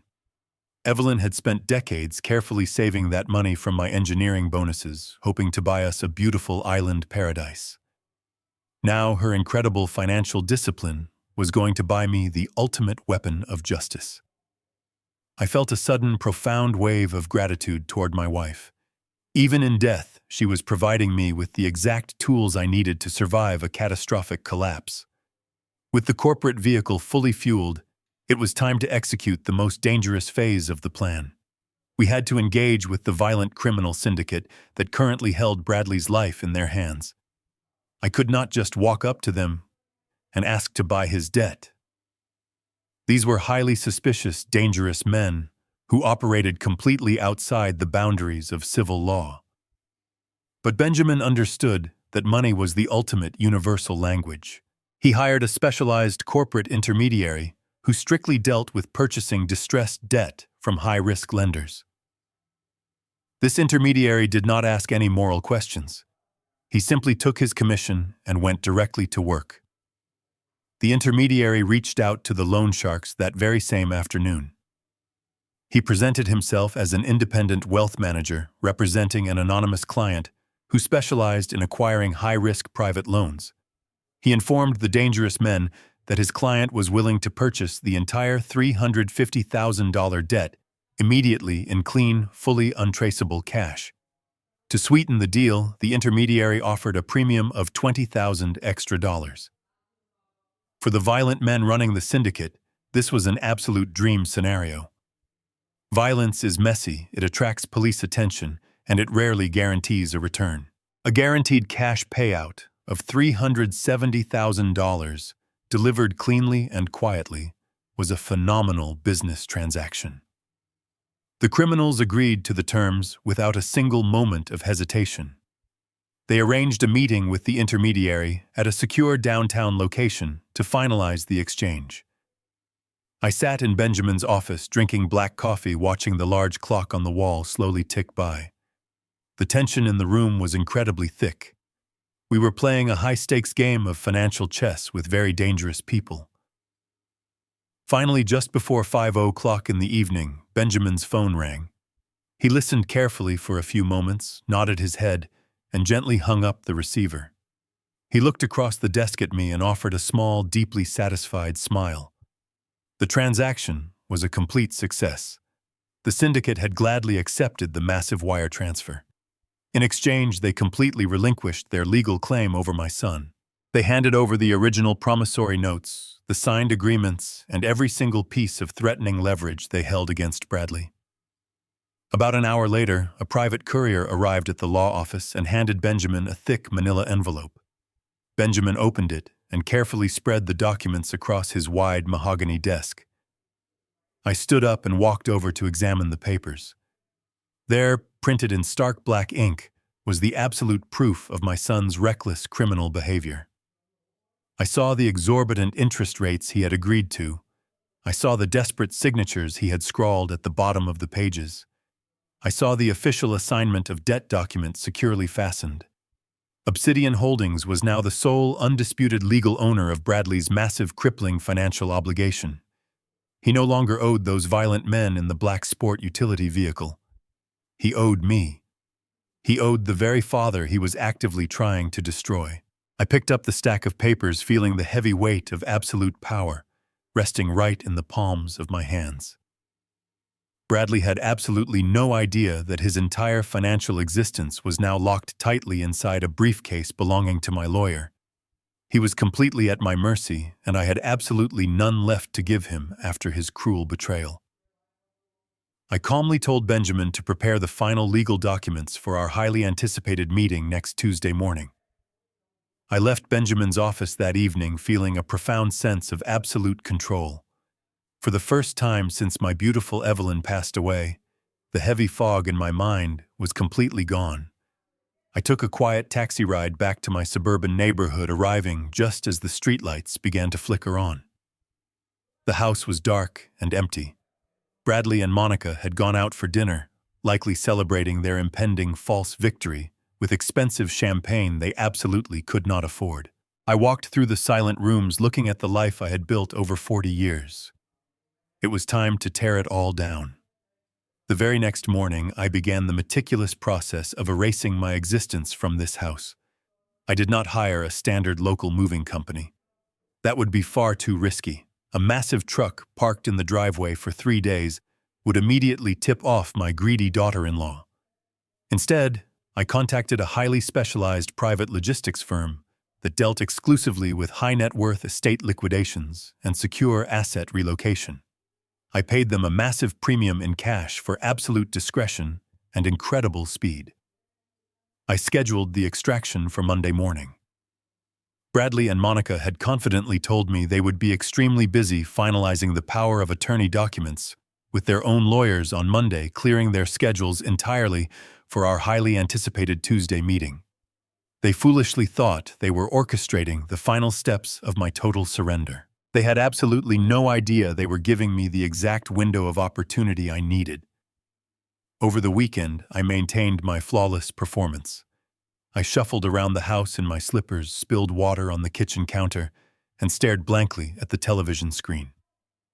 Monica actually patted my shoulder on Sunday afternoon, offering me a sickeningly sweet smile as she told me everything was going to be perfectly fine. I simply nodded, looking at her counterfeit designer necklace, knowing it would soon be the only thing of value she had left in this world. When Monday morning finally arrived, they rushed out the door by 8 o'clock, barely pausing to say goodbye.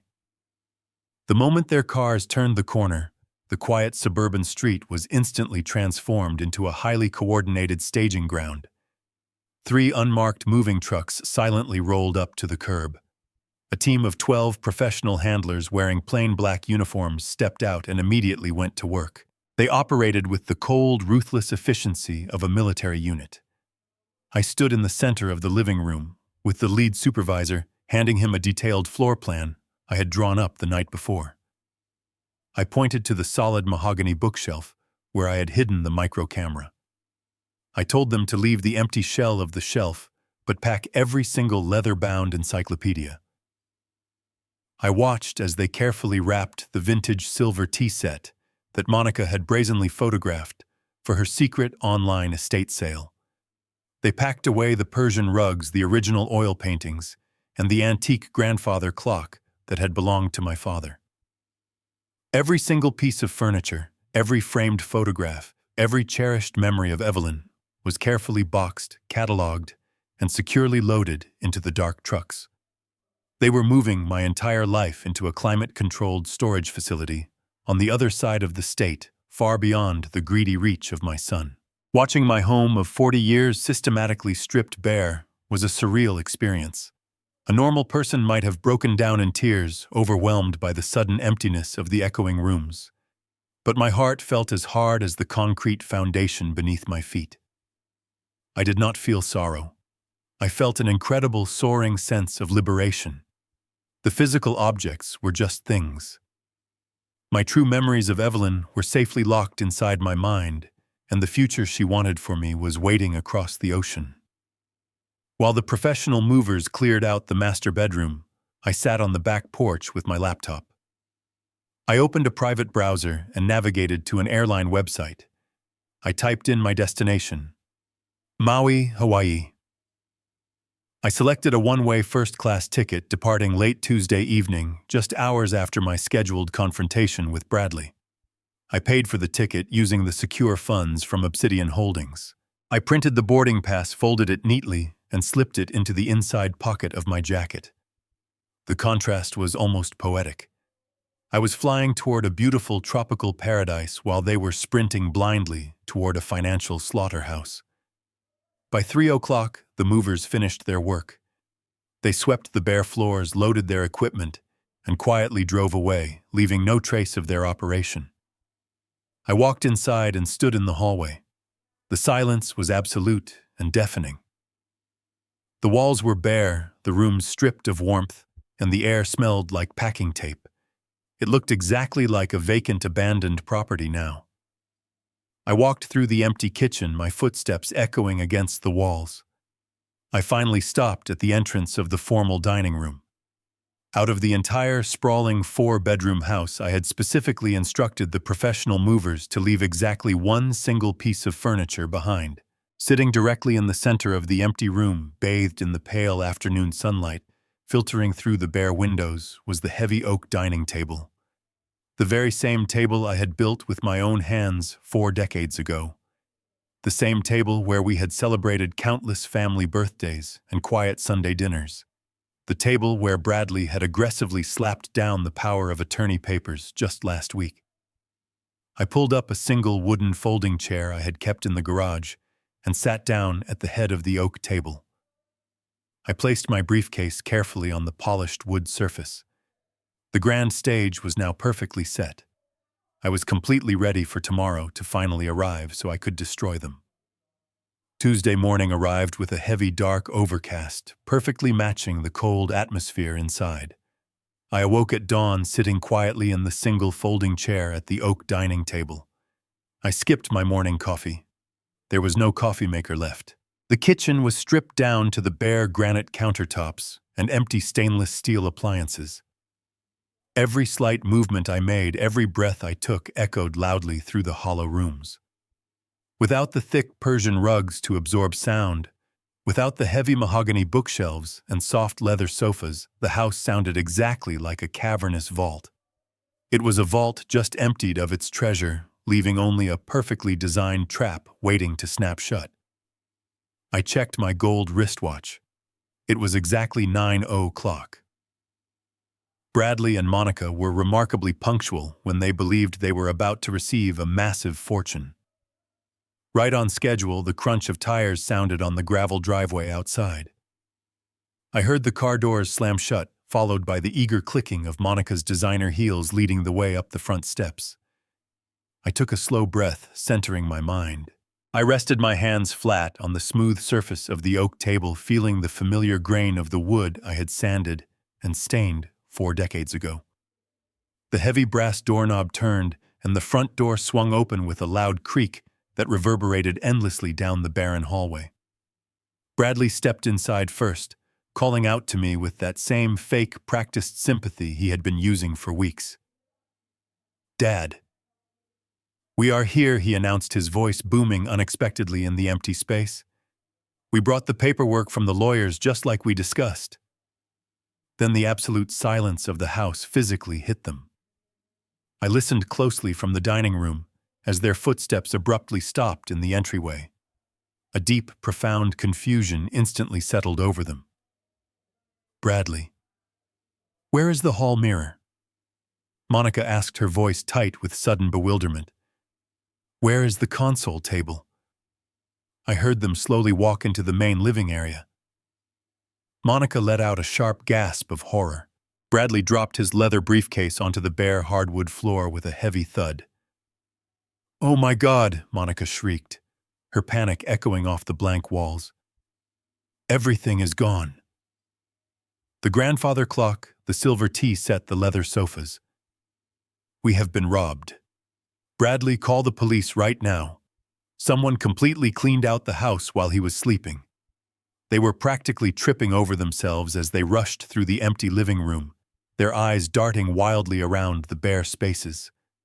They burst through the archway and finally stepped into the formal dining room. They stopped dead in their tracks. There I was, sitting perfectly still, at the head of the solitary oak table with my dark leather briefcase resting neatly next to my folded hands. I was wearing my best tailored suit, my hair neatly combed, completely devoid of the frail posture I had maintained. Dad Bradley stammered, his eyes wide with a mixture of intense shock and rising panic. "What happened here? Where is all the furniture? Where are Mom's things? Did someone break in?" I did not answer his frantic questions. I just stared at him, my expression blank and unreadable. The sheer confusion on their faces was a remarkable sight. Monica was hyperventilating furiously, clutching her counterfeit handbag, mourning the loss of the antique furniture she planned to sell online. But Bradley was operating on a completely different frequency. He was a desperate man with exactly 1 week left to pay off a violent criminal syndicate. He could not afford to care about missing couches or stolen silver.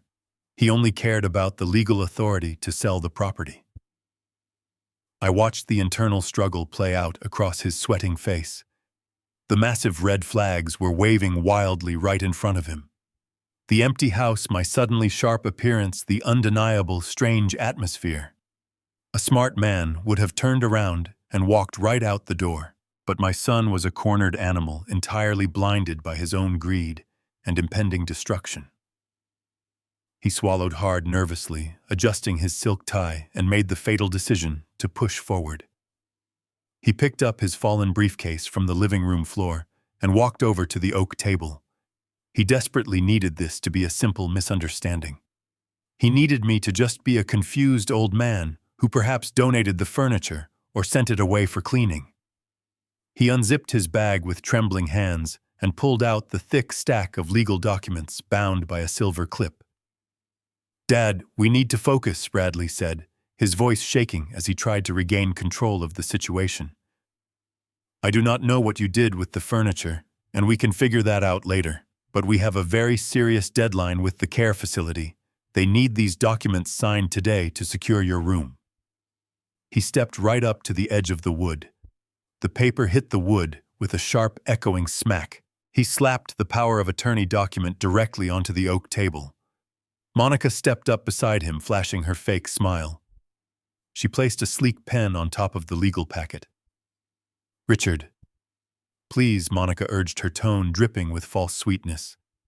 "Let us just get this out of the way so we can get you out of this empty place. It is really not safe for you to be here anymore. Just sign on the dotted lines." Bradley tapped his finger impatiently against the thick stack of papers.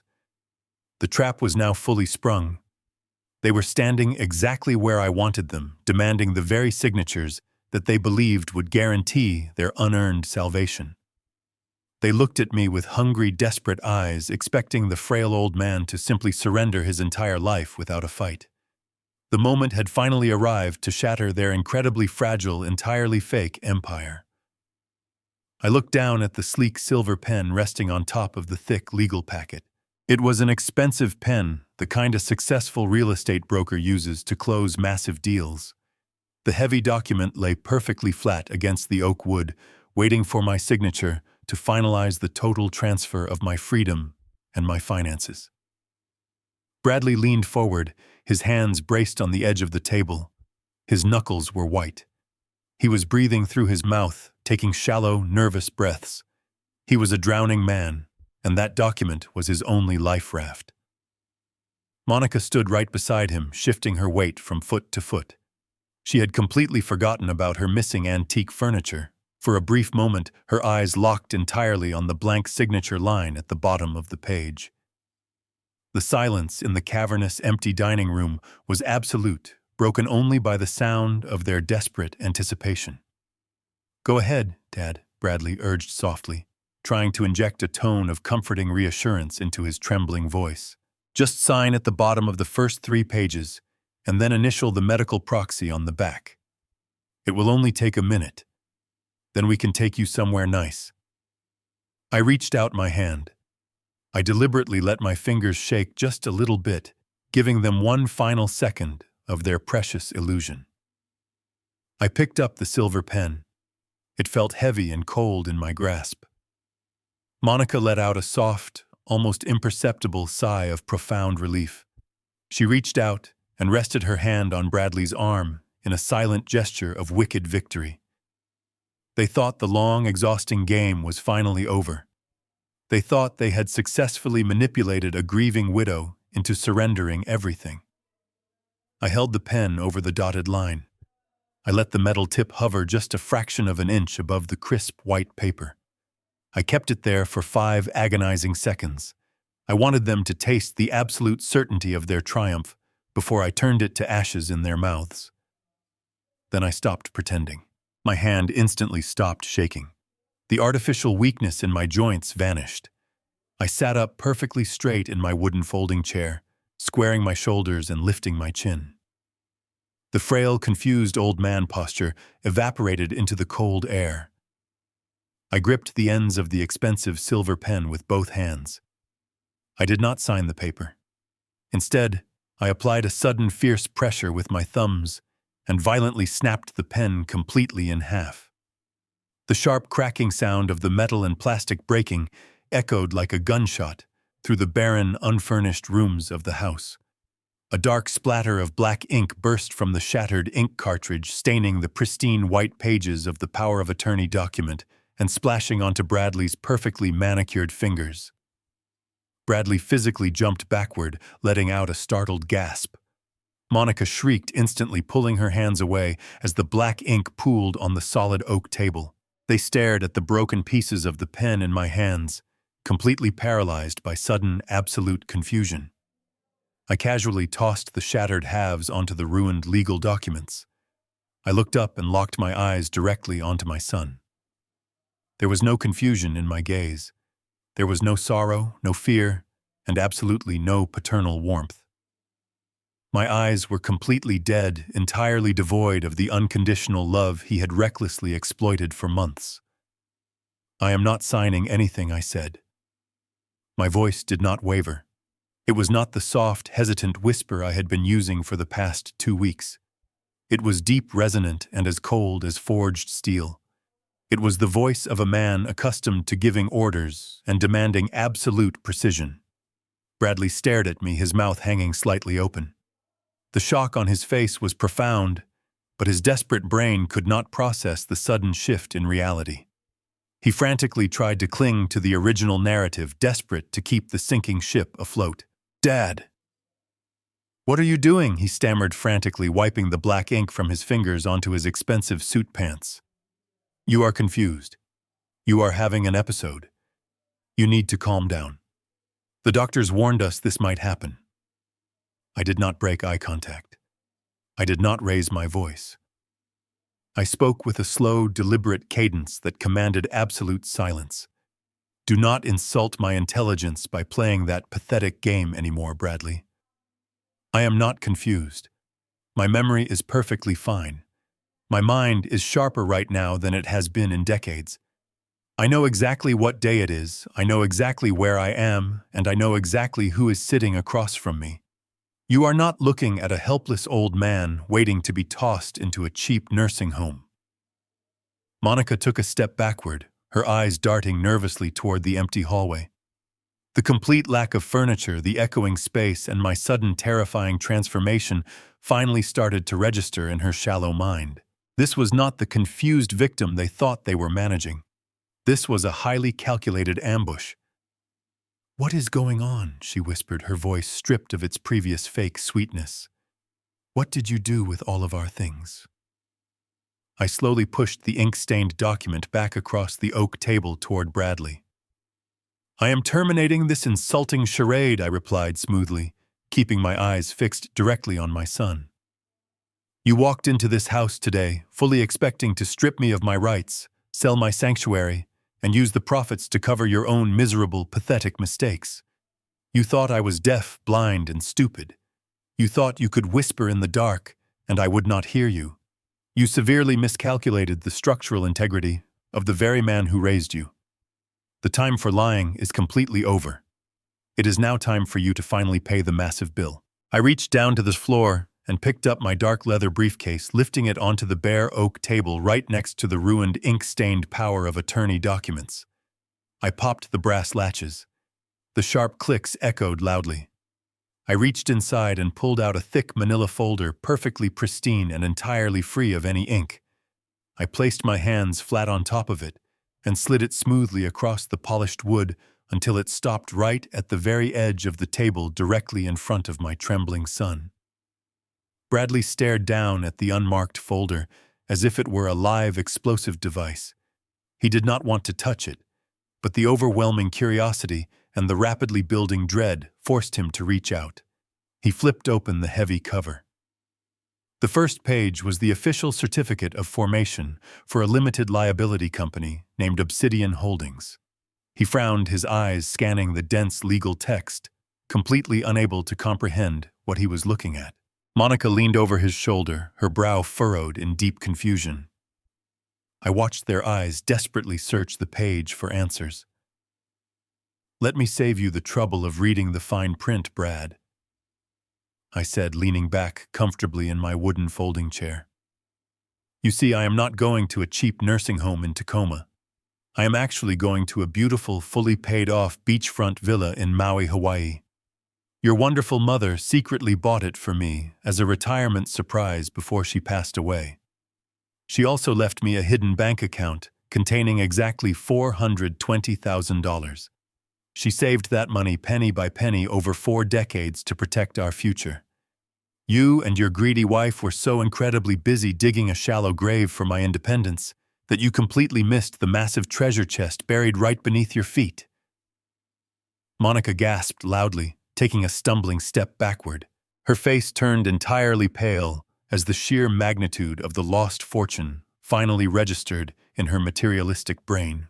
$420,000, she whispered, her voice cracking with profound disbelief and immediate regret. Bradley did not look up from the folder. His hands were shaking so violently that the papers began to rattle against the solid oak wood.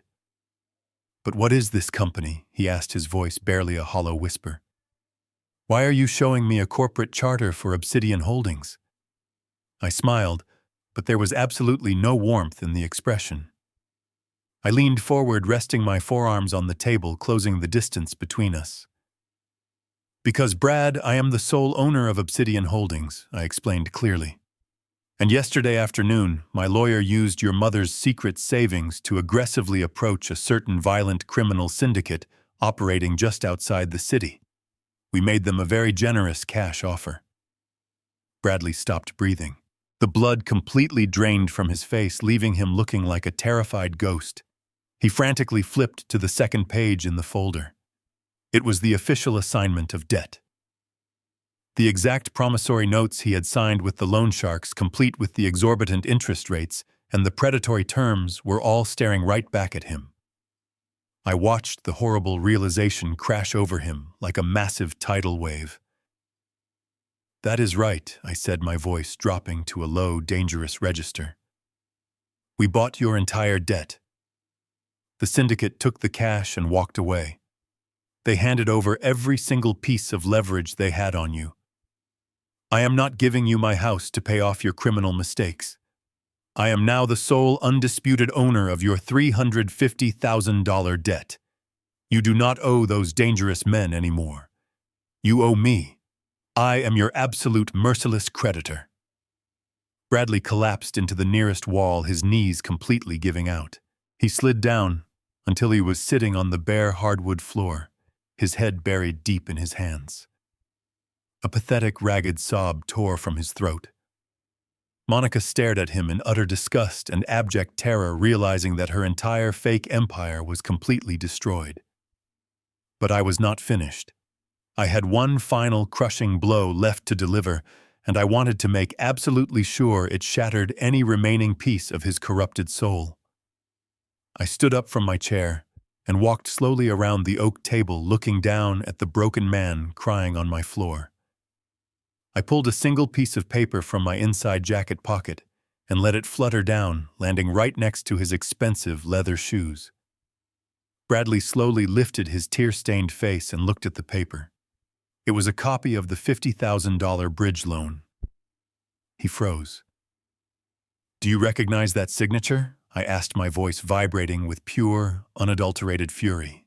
3 months before your mother died, while she was lying in a hospice bed in our living room, heavily medicated and slipping away from us, you sat next to her and forged her name. You stole her identity. You robbed your own dying mother to cover your pathetic cryptocurrency gambling losses. Did you really think you could bury that terrible secret forever? Did you honestly believe a master structural engineer would not eventually inspect the rotting foundation of your entire miserable existence? You committed a massive federal crime, Brad. You committed identity theft and corporate fraud, and the evidence is currently sitting securely in a heavy vault at my lawyer's office, waiting for my final command. Bradley stared at the forged signature, completely unable to speak, realizing that the trap had snapped shut, with absolutely no chance of escape. He finally understood the full, terrifying scope of his immediate ruin. I stood over him, perfectly calm and incredibly steady.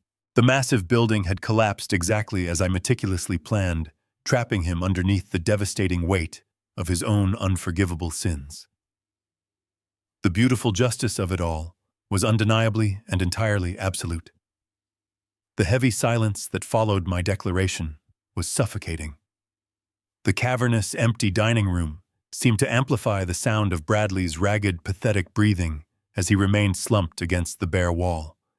He was completely shattered physically and mentally, broken by the crushing weight of his own monstrous deceit. He stared at the copy of the forged loan document on the floor, as if it were a venomous snake preparing to strike. Monica stood frozen on the other side of the oak table, her mouth opening and closing like a suffocating fish. She looked from the broken pieces of the silver pen to the ink-stained power of attorney documents, and finally to the man she had married. The polished, arrogant real estate broker was gone, entirely replaced by a terrified, weeping criminal facing the absolute destruction of his life. I did not feel a single drop of pity for either of them. I simply reached into my pocket, pulled out my gold pocket watch, and checked the time. It was exactly 10:00 in the morning. I closed the watch with a sharp click and looked down at my son. "Listen to me very carefully, Brad," I said, my voice cutting through the thick tension in the room like a perfectly sharpened blade. "I am not going to break your legs, and I am not going to send thugs to your office. I am going to do something much worse. I am going to hold you completely accountable to the law. You have exactly 24 hours to settle your debt with Obsidian Holdings. You owe $350,000 plus the $20,000 premium I paid to save your miserable life. By 10 o'clock tomorrow morning, I expect a certified wire transfer for the full amount. If that money is not in my corporate account, my lawyer has strict instructions to hand over the original forged loan document, along with the undeniable proof of your massive escrow embezzlement, directly to the Federal Bureau of Investigation. You will not just lose your real estate license. You will spend the next decade of your life in a federal prison." Bradley choked on a sob, weakly shaking his head. "Dad, please," he whimpered, his voice entirely broken. "I do not have that kind of cash. You know I do not. How am I supposed to get that much money in one single day?" I looked at him with absolute disdain. "You are going to do what you wanted me to do," I replied coldly. "You are going to liquidate your entire life, sell your luxury cars, cash out whatever pathetic investments you have left, sell Monica's counterfeit designer bags, empty your bank accounts. You have 24 hours to find the money or you are going to prison. It is entirely your choice." The reality of my absolute ultimatum finally pierced through Monica's shock. The horrific realization that she was about to lose her country club status, her luxury vehicles, and her entirely fake socialite identity hit her like a runaway freight train.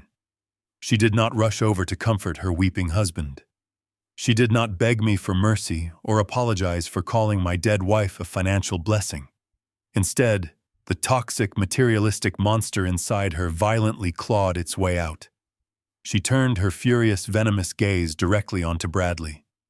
"You absolute idiot!" she screamed, her voice echoing shrilly off the bare walls. "You told me you had this under control. You told me the old man was stupid and that we were going to get the house. You forged your dying mother's signature, and you did not even tell me. You dragged me into this miserable criminal mess." Bradley flinched, raising his hands as if to protect himself from her verbal assault. "Monica, please," he cried, trying to stand up but slipping on the polished hardwood floor. "I was trying to fix it. I was trying to save us." "Save us!" she shrieked, her face contorted with pure, unadulterated rage. "You ruined me. I am not going down for your pathetic gambling debts. I am not selling my things to pay off your criminal loans. I am leaving you.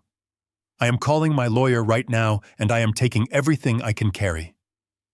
She grabbed her fake designer handbag from the table, practically spitting on the floor near his feet, and stormed out of the dining room. I listened to her heels violently strike the floorboards all the way down the hall, followed by the heavy slam of the front door. My son was completely alone now, abandoned by his vicious wife, and entirely trapped by his own unforgivable sins. He curled into a tight ball on the floor, weeping loudly into his hands. I stood there for a moment, silently watching the pathetic remains of the family I had tried so hard to build. The structural collapse was now fully complete. The toxic debris had settled, and I was entirely unharmed. I reached down and calmly snapped the brass latches of my leather briefcase shut. I picked it up by the handle, the heavy weight of the legal documents, feeling incredibly satisfying. I did not say goodbye. I did not offer any final words of fatherly advice. He had made his choices, and now he had to survive the devastating consequences. I turned my back on him and walked out of the formal dining room, leaving him crying on the floor next to the ink-stained papers and the broken silver pen. I walked slowly down the empty hallway, my footsteps steady and purposeful. I opened the front door, stepped out into the crisp morning air, and locked the deadbolt behind me for the very last time. I walked directly down the concrete driveway, toward my quietly waiting private car service, feeling the warm, comforting promise of a beautiful Hawaiian sunrise waiting patiently just for me at the end of the long day. Exactly 2 weeks have passed since I walked down that driveway and left my former life behind. Right now I am sitting on the expansive wooden balcony of my beautiful beachfront villa in Maui. The warm, salty ocean breeze is gently washing over my face, carrying the sweet scent of tropical hibiscus flowers that grow wild along the property line. The sun is beginning its slow, spectacular descent toward the horizon, painting the vast Pacific sky in brilliant shades of deep orange and soft purple. I can hear the rhythmic, soothing sound of the waves crashing against the pristine white sand just a few yards away. It is a profound, uninterrupted peace. The heavy, suffocating anxiety that plagued my final months in Seattle feels like a distant, fading nightmare. I am surrounded by the incredible sanctuary that my wonderful Evelyn built for me, and for the first time in a very long time, I finally feel like I can breathe deeply. I spent the entire morning walking along the quiet shoreline, letting the warm water wash over my bare feet, simply existing in the quiet, absolute paradise she left behind. My quiet reflection was gently interrupted by the soft vibrating sound of my cell phone resting on the patio table. I picked it up and saw Benjamin's secure number flashing on the bright screen. I answered the call, leaning back comfortably in my cushioned teakwood chair. Benjamin did not waste any time with casual pleasantries. He immediately began detailing the final, devastating fallout of the trap we had set. He told me that exactly 24 hours after I walked out of my empty house, the strict deadline had officially expired. Bradley had desperately tried to secure emergency loans, frantically calling former colleagues and distant acquaintances, but his ruined reputation and massive debt profile made it completely impossible. When the 10 o'clock deadline passed without a single wire transfer hitting the Obsidian Holdings corporate account, Benjamin followed my strict instructions to the absolute letter. He personally hand-delivered the thick file containing the forged bridge loan documents and the undeniable proof of the massive escrow embezzlement directly to the local field office of the Federal Bureau of Investigation. The federal agents did not hesitate to act on such overwhelming concrete evidence. Benjamin described the scene to me with a deep professional satisfaction. The very next morning, heavily armed federal agents executed a highly coordinated raid on Bradley's commercial real estate office. They aggressively seized all his computers, locked down his financial records, and escorted him out of the towering glass building in handcuffs directly in front of all his remaining peers. My son is currently sitting in a federal detention center, utterly disgraced, and facing multiple serious counts of wire fraud, identity theft, and corporate embezzlement.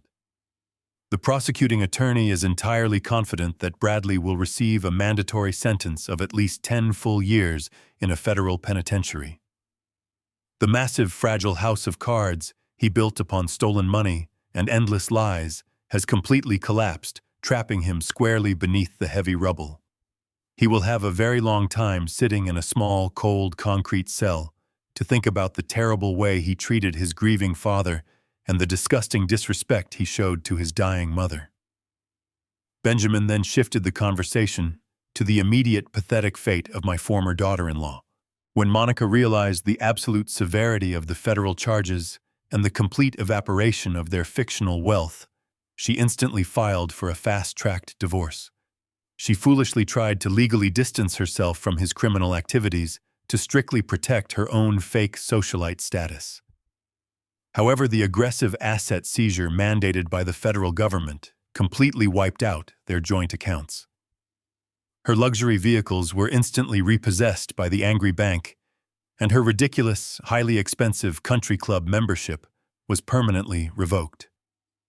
Benjamin had his private investigator quietly follow up on her current situation just for my own peace of mind.